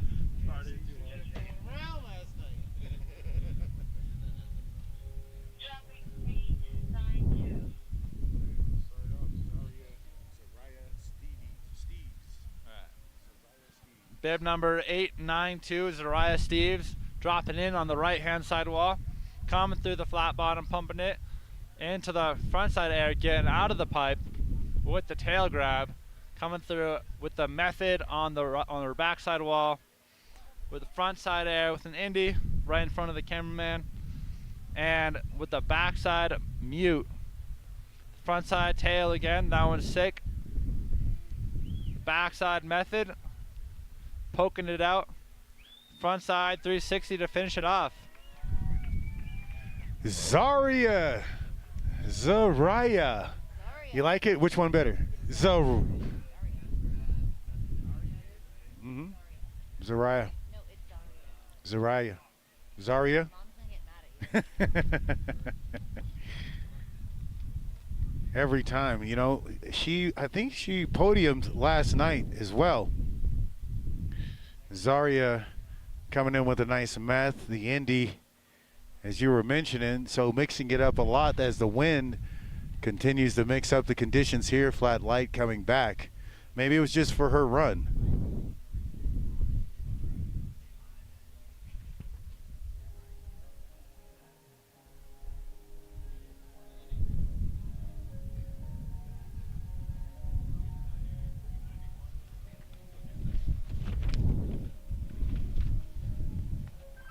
You know why it's Zariah? Because there's no H. If there was an H, it would be Zariah. Bib number 1048 on course, Zen Knack. Zen coming in into the backside wall with a nice melon grab there. Coming through, front side 360. Into the cab 3, doing it high in the pipe, making it a little bit more risky with the front side 540 into the backside air, and coming in to the front side air at the top of the wall, and one more hit, the backside 360. I think that is the most technical run we've seen yet. Awesome that she put it down. That was a good run from Zen Knack.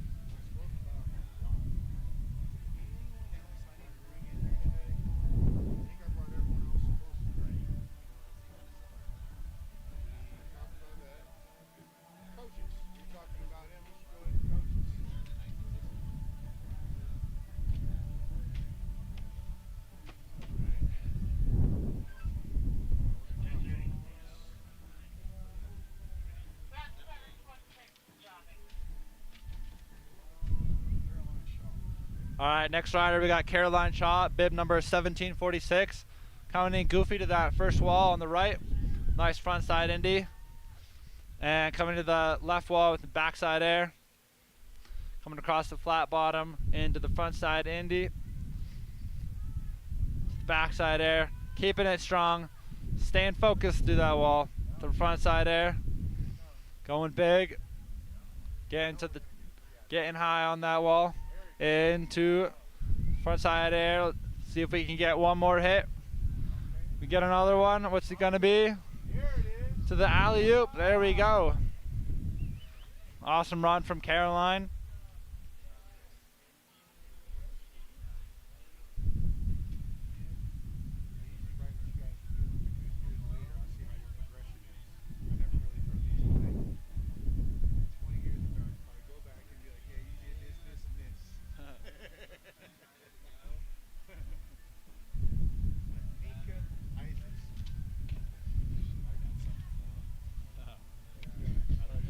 We are down to like our last 3 riders for this first run of the snowboard Menehune girls.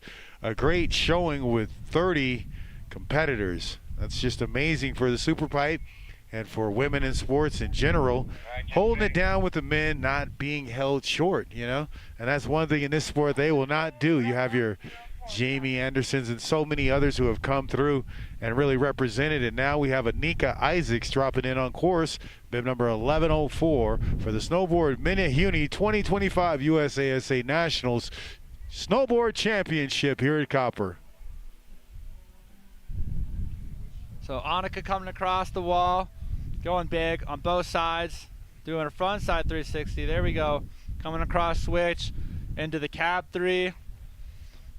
Into the front side wall. Nice front side Indy. Keeping it strong. And the last hit, backside air. Nice and smooth run from Annika Isaacs.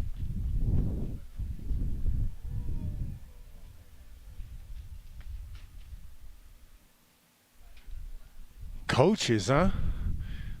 We've got a lot of coaches representing.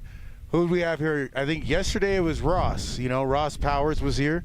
His daughter had competed in halfpipe, but he's been coaching. I saw, I think Brett Esser is coaching, and people don't know coaches within the United States of America Snowboard and Free Ski Association come from various backgrounds, often including former professional snowboarders with experience at international levels. So these coaches are integral in shaping the careers of USASA athletes, using their hands-on experience from competing in professional events to guide and mentor athletes through their developmental stages.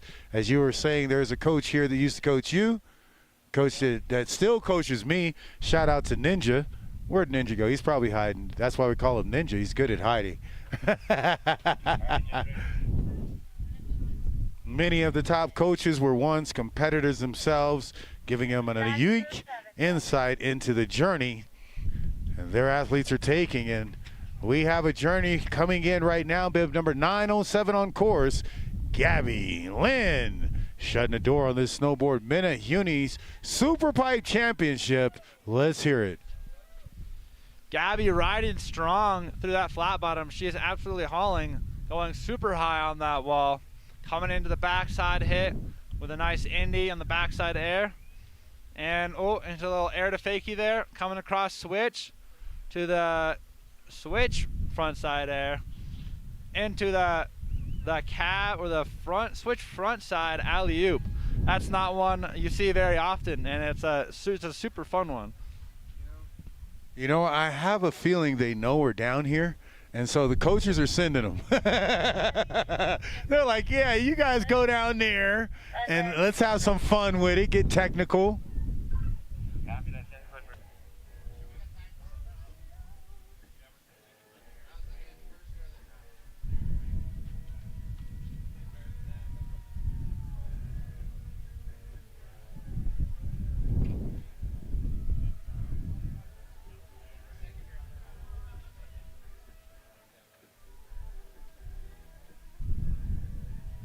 The world is already and always ready for this marvel of the Flying V. Let's see if these guys got us. The challenge has gone out all week to get the perfect V. But if you're going to do the flying V perfectly, you could probably spell out some words after you hit the V. TNT is what we're going for. So we get the V, and then you guys form a T, and then another T. No, an N and a T. A TNT, NTNT. All right, there we go. We have a I. No, that's a J. No, a hyphen, exclamation. It's a smiley face. I mean, there's so many things, you know.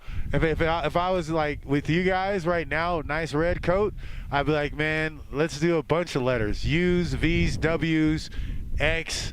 By the time we get to the bottom, the whole pipe, sugar will be gone out the bowl, you know. No need.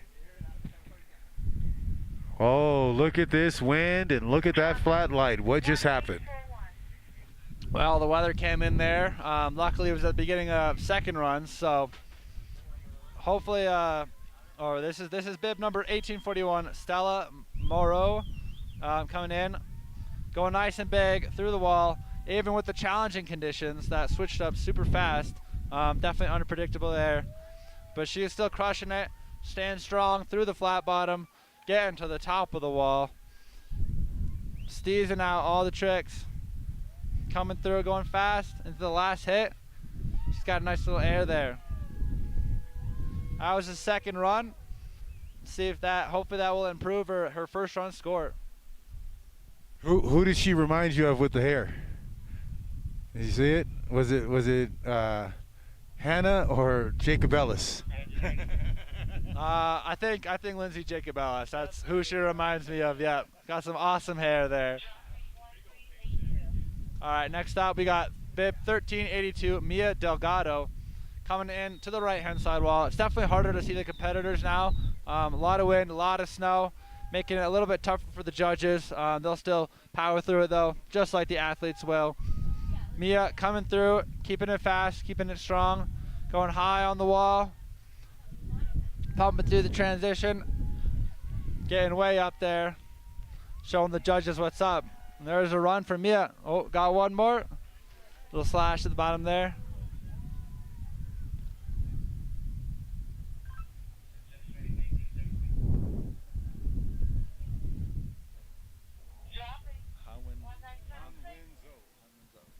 All right, dropping in for a second run. Number 1976, Han Wenzo on course for snowboard Menehune girls. Lookers left. She's coming through the flat bottom, keeping it nice and high. Oh, a little, little butt check at the top there. Still keeping it nice and high on the wall though. Going big, jumping off the wall, getting those style points in. Coming through, a little squirrely there, but she's holding it together. The last hit with a nice frontside air Indy, showing the judges what's up. Looking definitely, that was her second run, so I know the other time, maybe the visibility, definitely, they're starting to seem like they're looking for the transition, so coming through a little bit more cautious as this snow continues to flurry. Lookers right. We have Natalie Kramer on course, bib number 1505. Natalie coming across, going high on the wall, and as MC Pum was saying, that transition is definitely it's pretty hard to see now. So they'll be relying on those blue lines that are painted across the walls. Those will be the indications for kind of what the snow's doing and where to look out for the bumps. She is handling it good though. She's powering through those bumps. She's coming in front side wall, nice front side air, into the back side wall, keeping it strong for one more hit. She's got a backside alley-oop to finish it off.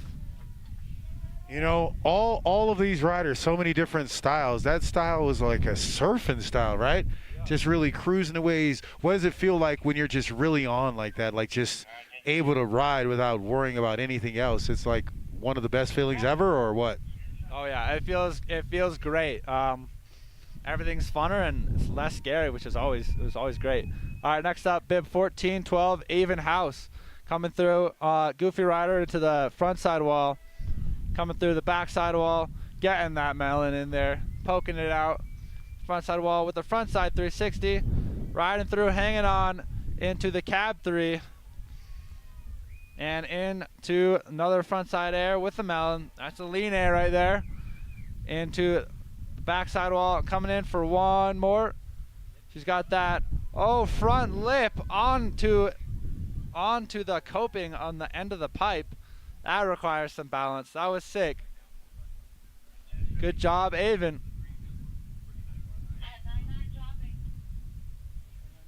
All right, next up we got bib 1099. That's a pretty sick number. Brianna Cook. She is from the North Tahoe series. Coming in, regular rider to the left side wall. Nice big front side air with an Indy. Coming into the back side wall. Getting that amplitude, keeping that speed. Front side air, getting out of the pipe. And into the back side wall. Getting to the top of that pipe as well. Front side air, she's keeping it consistent with the amplitude, getting out on every hit. Awesome to see. Coming into a front side 360. And she's calling it there. Good job, Brianna.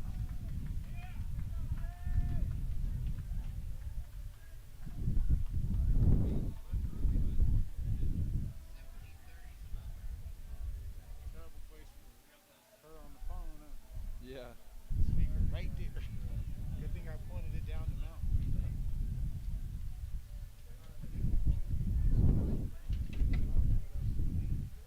These are the last hits that I gotta say. If anything, we're cruising through. We're at the top of this. We're at number 8. We've got 30. Basically 20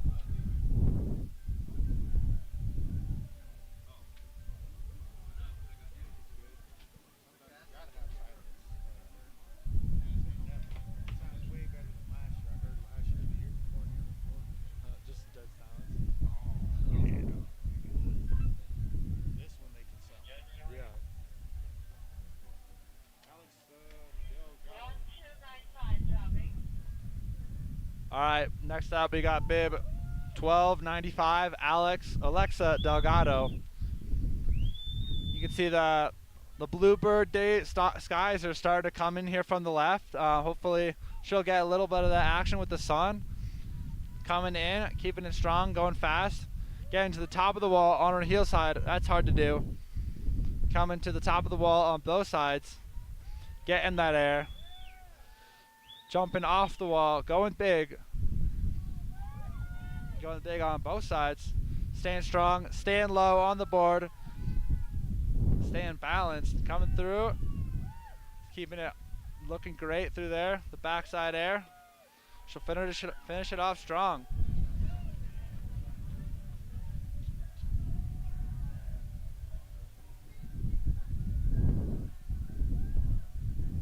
The girls are like a lot harder to attack. Just gotta make it cool.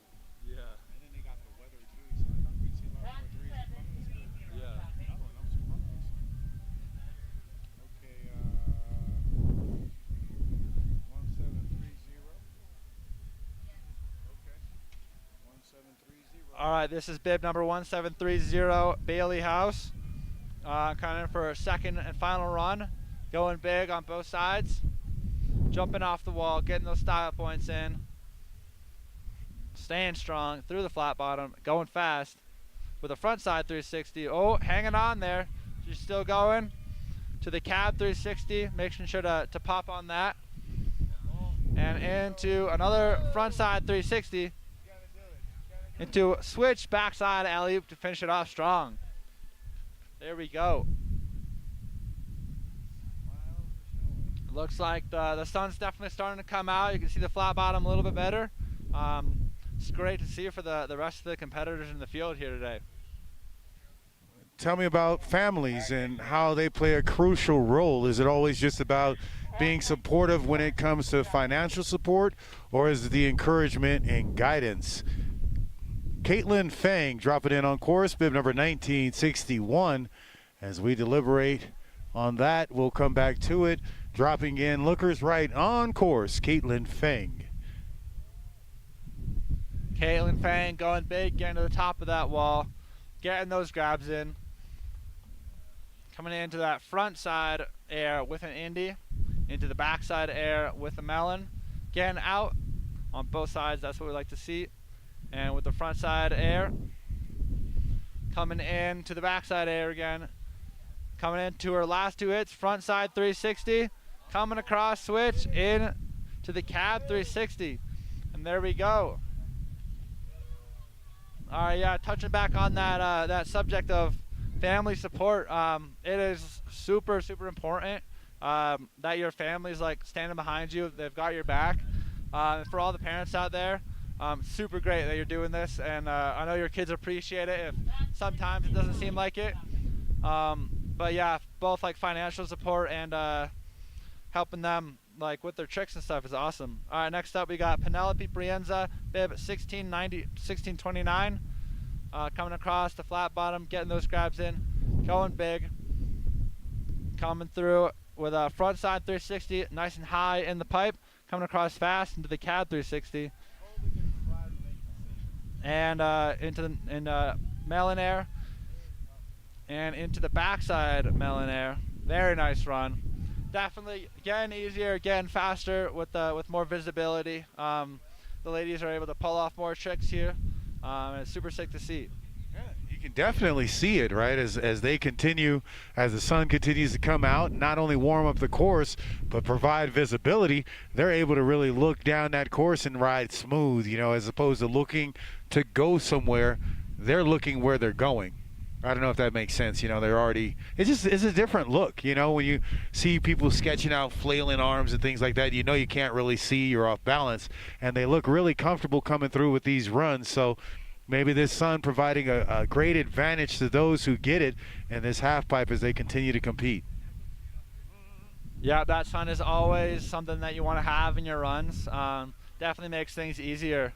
But on the point of weather, just how that weather changes throughout the day, as much as that does suck that some riders get the advantage and some don't, that is the name of the game, and it still happens in the highest level competitions. So it is what it is, and you just got to deal with it and push through, try your best. It's like playing football, right? What's the saying they used to say? Any given Sunday, any team can win.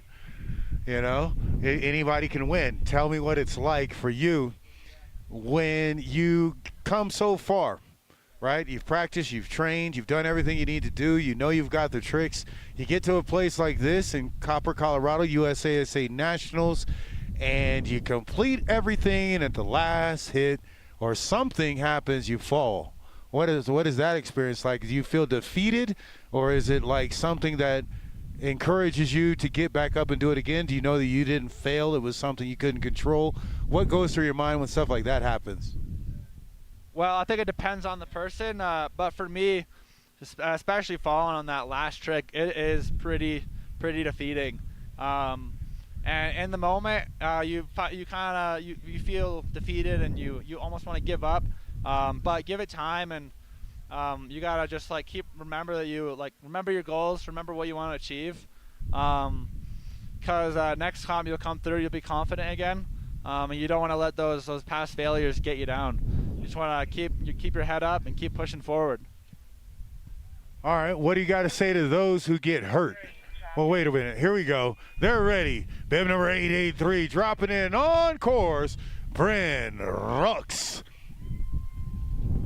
Bryn going big, getting out of that pipe with those bright orange pants. Those are sick. Getting those grabs in on the backside air with the melon. Front side 360, landing nice and high on the wall, keeping speed, going switch into the cab 3, holding on there, coming through, pumping through the transition to get that sick tail grab on the front side wall, and into the melon on the backside wall for the last hit. Nice job there. Great run, a lot of style, popping out, getting a lot of air amplitude and holding it. Great run for a second run, but like we were saying, we said when you fall, you get up, how we feel, but what if you've done the same thing and you just happen to get hurt? What can you tell athletes to look forward to when something like that happens? Well, you just gotta look forward to keep pushing, and getting hurt is definitely scary, especially in the moment, especially like, you know, you're hurt, it hurts a lot, and it's kind of a bummer, but especially if you're, next up, first of all, we got Brianna Cook, bib 14.53. We'll come back to that thought after her run. She's dropping in, going fast into that front side wall. Getting out, there's like 2 or 3 feet, I believe. That's sick. To the backside wall. And another 2 or 3 feet on that amplitude. Awesome to see. To the backside wall. Getting out on both sides with the grabs. Frontside air out of the pipe. Frontside 360, I should say, sorry. Into the cab 360. Landing on that uphill edge just like how you want it. And getting that truck driver at the very end. All right, yeah, so on the topic of getting hurt, everyone's going to get hurt eventually. It's inevitable, and that's just one of those things you got to deal with. You got to stay strong and get back up, especially if you get hurt and you have to spend like a little while off snow. Some of that motivation will just spark back, and you'll just be like ready to get back to riding when you fully recovered. But remember, never jump too soon back into the sport. I made that mistake a few times. In fact, this winter I broke my tailbone, and while it was healing, it started to feel better. Went over to slope, did some 720s, landed on it again, and it was pretty much right back to square one. And that felt even more defeating than the original injury, because it was your fault. And although it was something kind of out of control, you just gotta be prepared to take that time off, because in the end, the longevity of your sport and being able to do this for a long time is probably the most important thing, and it'll definitely feel better than winning one competition and not being able to ride the same.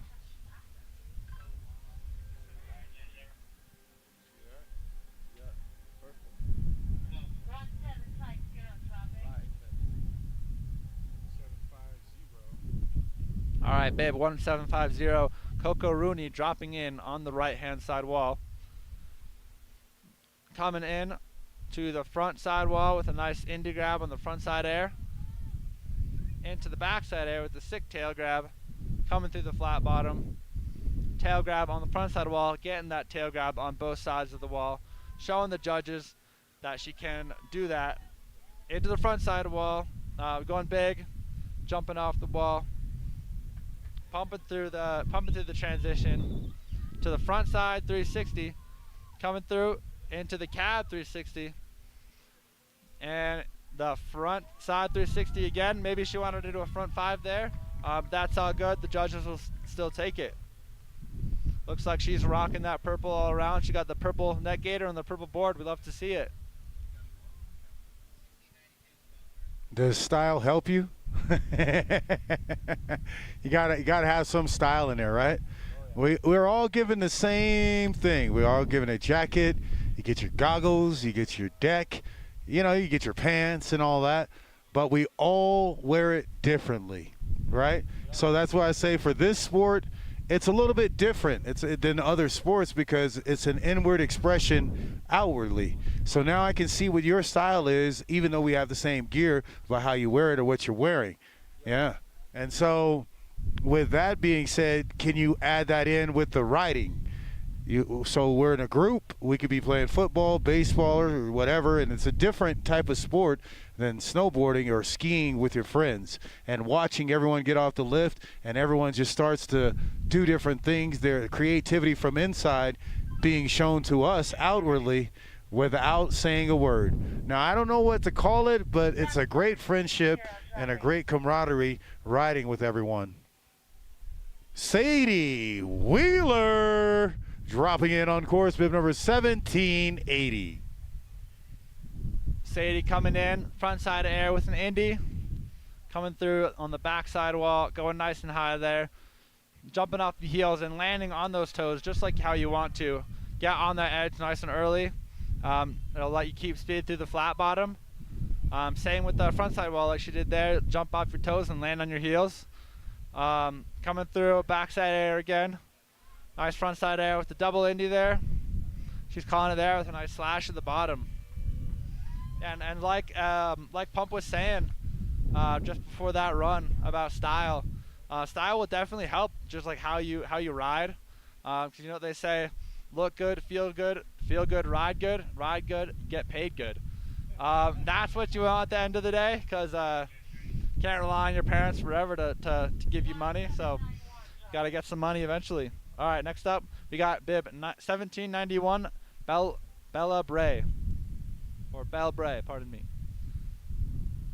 Dropping in on the wall, coming into the first hit, getting some amplitude there, coming across the flat bottom, staying strong, going fast, riding through. She's definitely one of the smaller competitors out here, so it's harder for her, but she's making it work, staying strong. Now, when you have your arms out like that, you're not looking for security. You're kind of flying, right? It's like just a fun thing, like free-spirited. Look at that, hair out in the wind. Oh yeah, she is just having fun. I know she's having an awesome time. Parents out here congratulating her. Friends at the top of the pipe. I'm sure she's having an awesome time.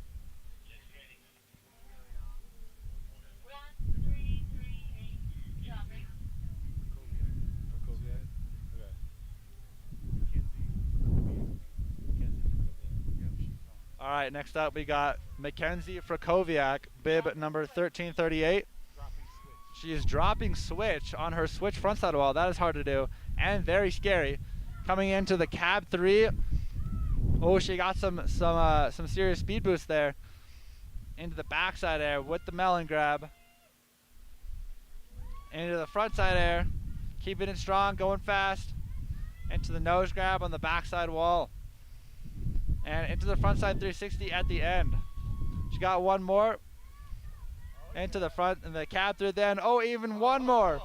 Oh, front 5. There we go. She is putting it all together. And yeah, Mackenzie, she did a switch drop in at the top. That is hard to do. It's very scary because you got to have good edge control going switch, which is, it takes a while to learn.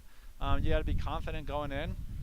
Have the right body positioning and everything, and even I struggle with it sometimes. It's a lot scarier than the regular drop-in. So she definitely changed it up for the judges, giving them something to look at, finishing it off last time, double 3s and a 5, frontside 5. So changing it up, dropping in switch this time, definitely probably can improve a score. Bib number 1785, 1785 on course, Lucy Sisluk. The snowboard Menehune Girls USASA Nationals 2025 Championship.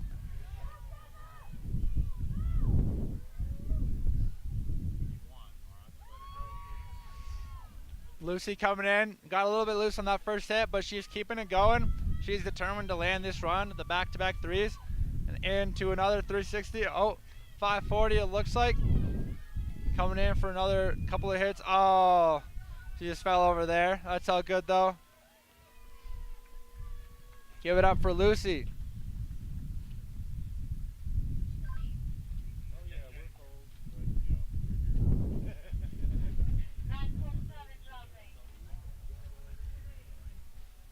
All right, this is bib number 947, Everly de Jesus dropping into the pipe, coming into her front side wall with a nice big air, and into the backside wall, the melon grab, coming through. She's going fast, making it work of those bumps, not letting her affect her, coming through. How many people can say they saw Jesus today? We could say we saw Jesus today in the pipe. That we can. That must be how she's making it look so effortless. She's got all the powers.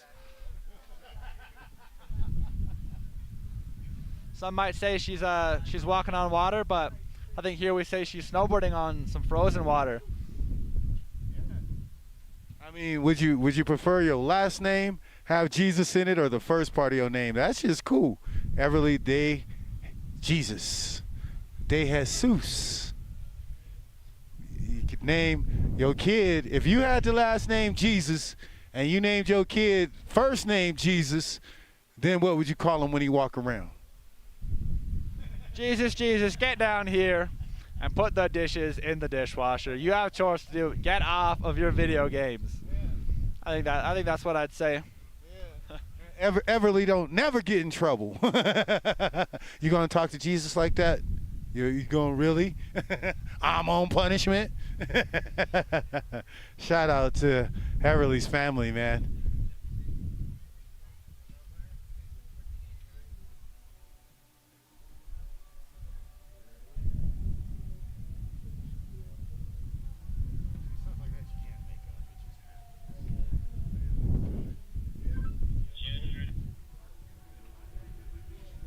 Well, if you haven't, go check out Vendor Village. They've got all kinds of people out there. But we're watching the competition up here. You can check it out too. Bib number 1692 on course, Olivia Grace Patain. Coming into that backside wall, going big, getting that pop on both walls, showing the judges that she knows how to do it. Coming through the flat bottom. A little bit of windows rolling down. Oh, there we go. Front side 360. Coming into the cab 360. Well done. And into the front side, another front side 360. Finishing off strong with a switch popped or switch air to fakie. Or should I say switch air to regs? I think that's the more appropriate term. Switch air to regs. I don't even know what you call that. It's kind of weird. It's like in between Yeah. a couple things. Like, I don't know if you're reverb, if you're going air to fakie, if you're going to come back around and cab out, you know, Yeah. have one. I don't know, man. Like, we'd be everywhere. You could be doing anything. Yeah.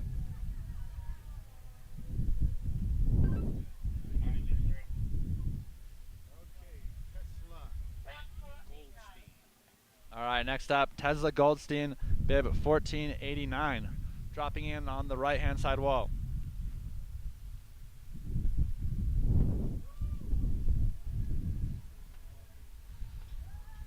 All right, dropping in, coming into that left wall, nice big straight air, pumping through the flat bottom, going big. She reminds me of Valentino Guselli, the way she holds her arms out in front of her. Maybe that's a good sign. If she keeps going, she might win the Olympics one day. That'd be pretty sick. I don't know if she's from Australia. I would assume not. It'd be sick if she was though. Coming through, getting some grabs in there, popping off that tail, good. Coming through front side 360, and into the switch air to regs. Speaking of Giselli, how many times did I ruin his name? We used to hang out and I would always say Giselli. You know, right there with his dad. And I'd be like, man, I don't know why I kill your guys' names sometimes, you know. Some people's names is just tough because it could go either way and you're in the moment. Is it Torstein or Torstein? Well, it's in the moment, baby.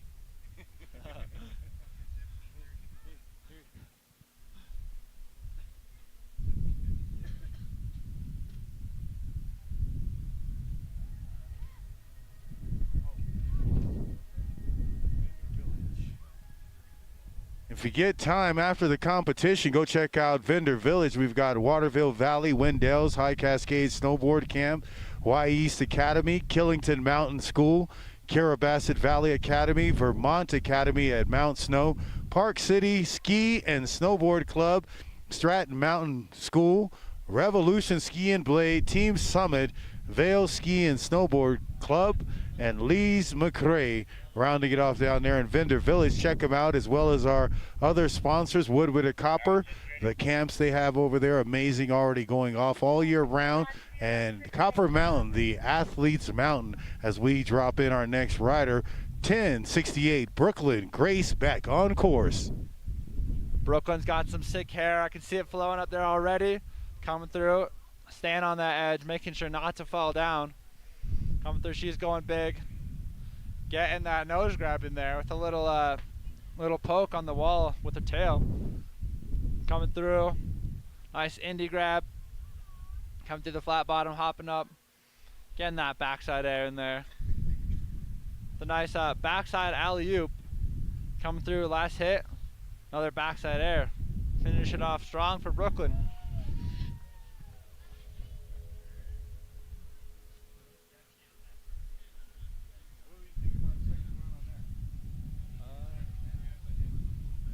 I believe, I I think that was the same run as her first run. I think she cleaned it up a little bit though, which is definitely good. It'll improve the score a bit. Maybe bump her up there. I don't know what position she's in, but hopefully it'll bump her up into the podium position.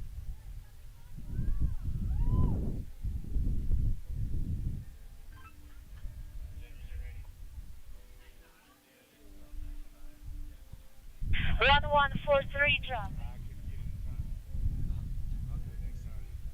All right, next up we got bib 1143, M.A. Maru. Coming through with that first hit into the backside wall, going big, popping off that wall into the front side wall at the top of the pipe, and at the blue line on the very top of the pipe. That's what we call the coping. Taking that from skating, where they have the metal rail up there. That's also called the coping. As a matter of fact, a lot of the snowboarding half-pipe terminology comes from skating. So she's going big, getting that melon grab in there, and getting that mute. What do you think the percentage is of snowboarders that used to skate or still do? Well, I'm sure it's pretty much all of them that skate. I know Sean White. He used to skate. He got a couple golds in X Games vert, as well as he's a legend in snowboarding. Anayuma Hirano, he is. I think he won the Olympics for skating as well. And last 2024, he got, or 2022, pardon me, he won the halfpipe Olympics as well. Well, you know, you brought it up. I'll talk about it. Sean White, history. We're doing history. Back in the day, I can't remember if he was 12 or if he was 14, right? And they're all over at the house, Kiera Dillon and, you know, Danny Davis and Luke and all them hanging out. And Sean is downstairs in my kitchen. We have this beat-up linoleum, a little bitty square, and an old, beat-up, rusted-out, rained on deck. And Sean's just down there going crazy with it in that little space. And I'm like, this guy is insane. Dropping in on course 1314, Indigo Einhorn with the snowboard Menehune girls USASA Superpipe going down today at Copper Mountain. Indigo sending it through the flat bottom, getting that frontside 360 with the grab in there to the cab 360, popping off nice and high off the wall, landing on the right edge, coming around with the frontside 540, almost going down, but she's holding on to the backside 360. And that's a run for Indigo.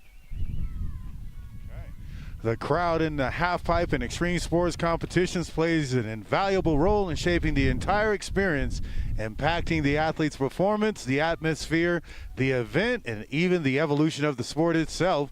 And we see these athletes here feeding off the energy of families, coaches, and friends as we all enjoy this beautiful weather. I guess we can see clear now.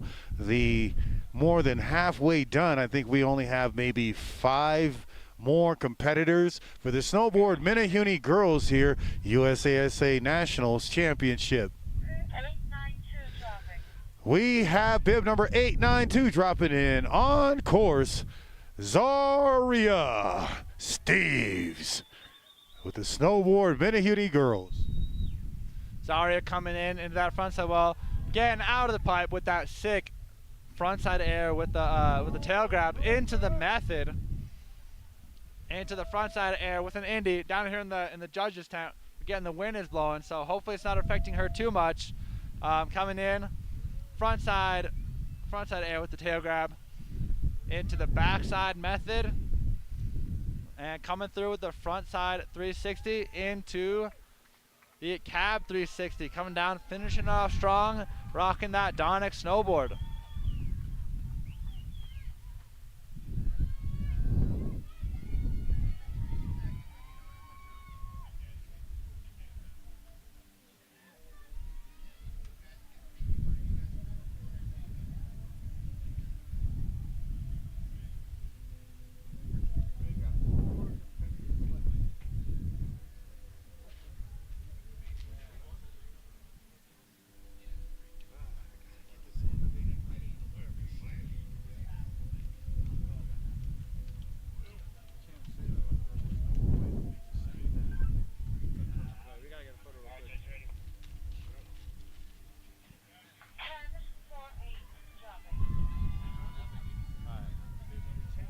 All right, bib number 1048. That is Zin Knack. Dropping in, going fast, pumping through that transition, getting out of the pipe. Coming through front side lean air, it looks like, at the top of that wall.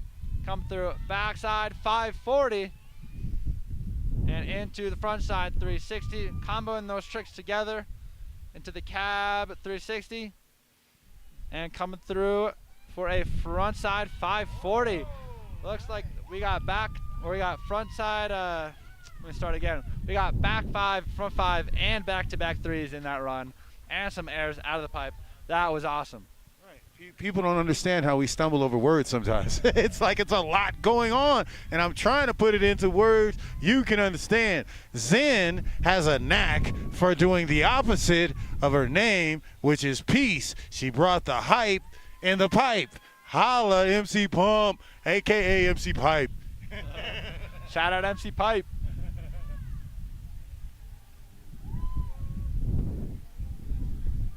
It's like all the competitors are down there at the bottom taking photos together, and that's what it's all about.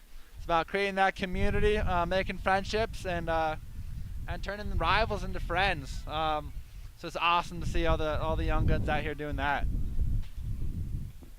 So developing athletes at every level, the core idea was to offer a developmental structure that gave athletes of all ages the chance to grow and progress in competitive, supportive environment.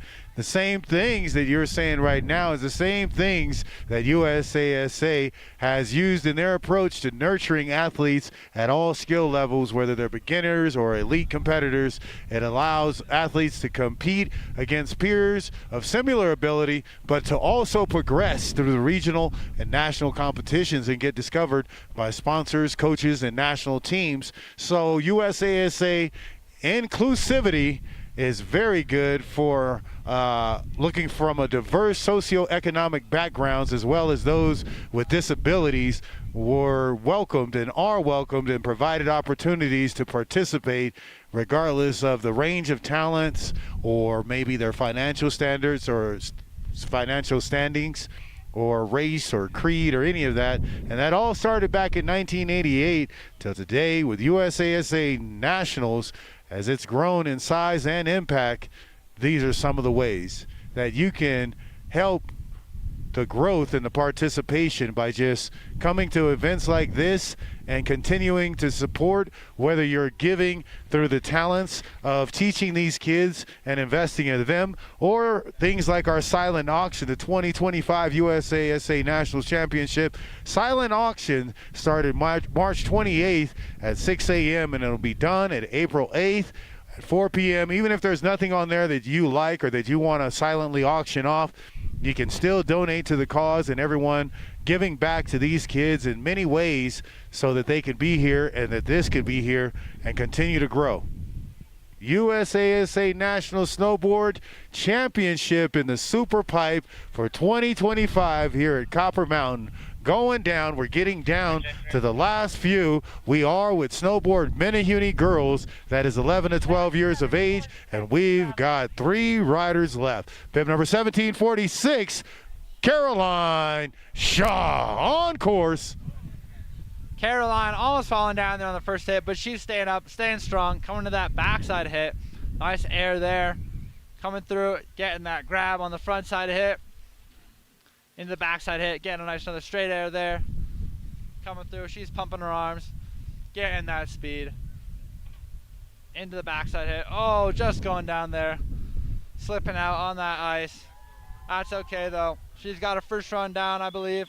So she'll be using that one to see where she ends up.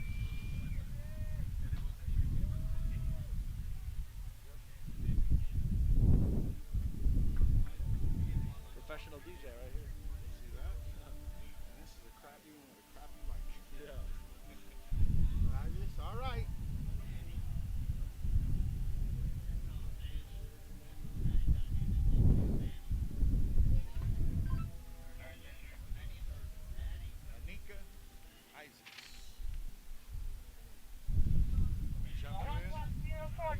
As the judges deliberate, who do we got coming in next?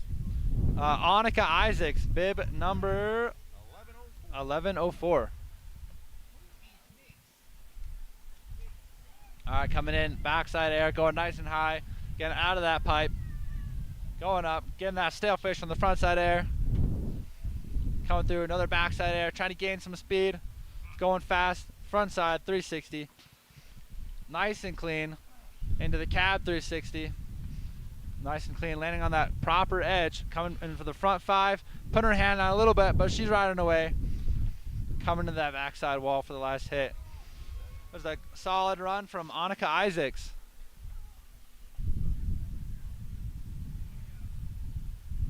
And as MC Pump was saying a couple runs ago, talking about all the people with disabilities and people from different socioeconomic backgrounds, those all the people who have lost the use of their legs and are on the sit skis, they are all absolutely insane.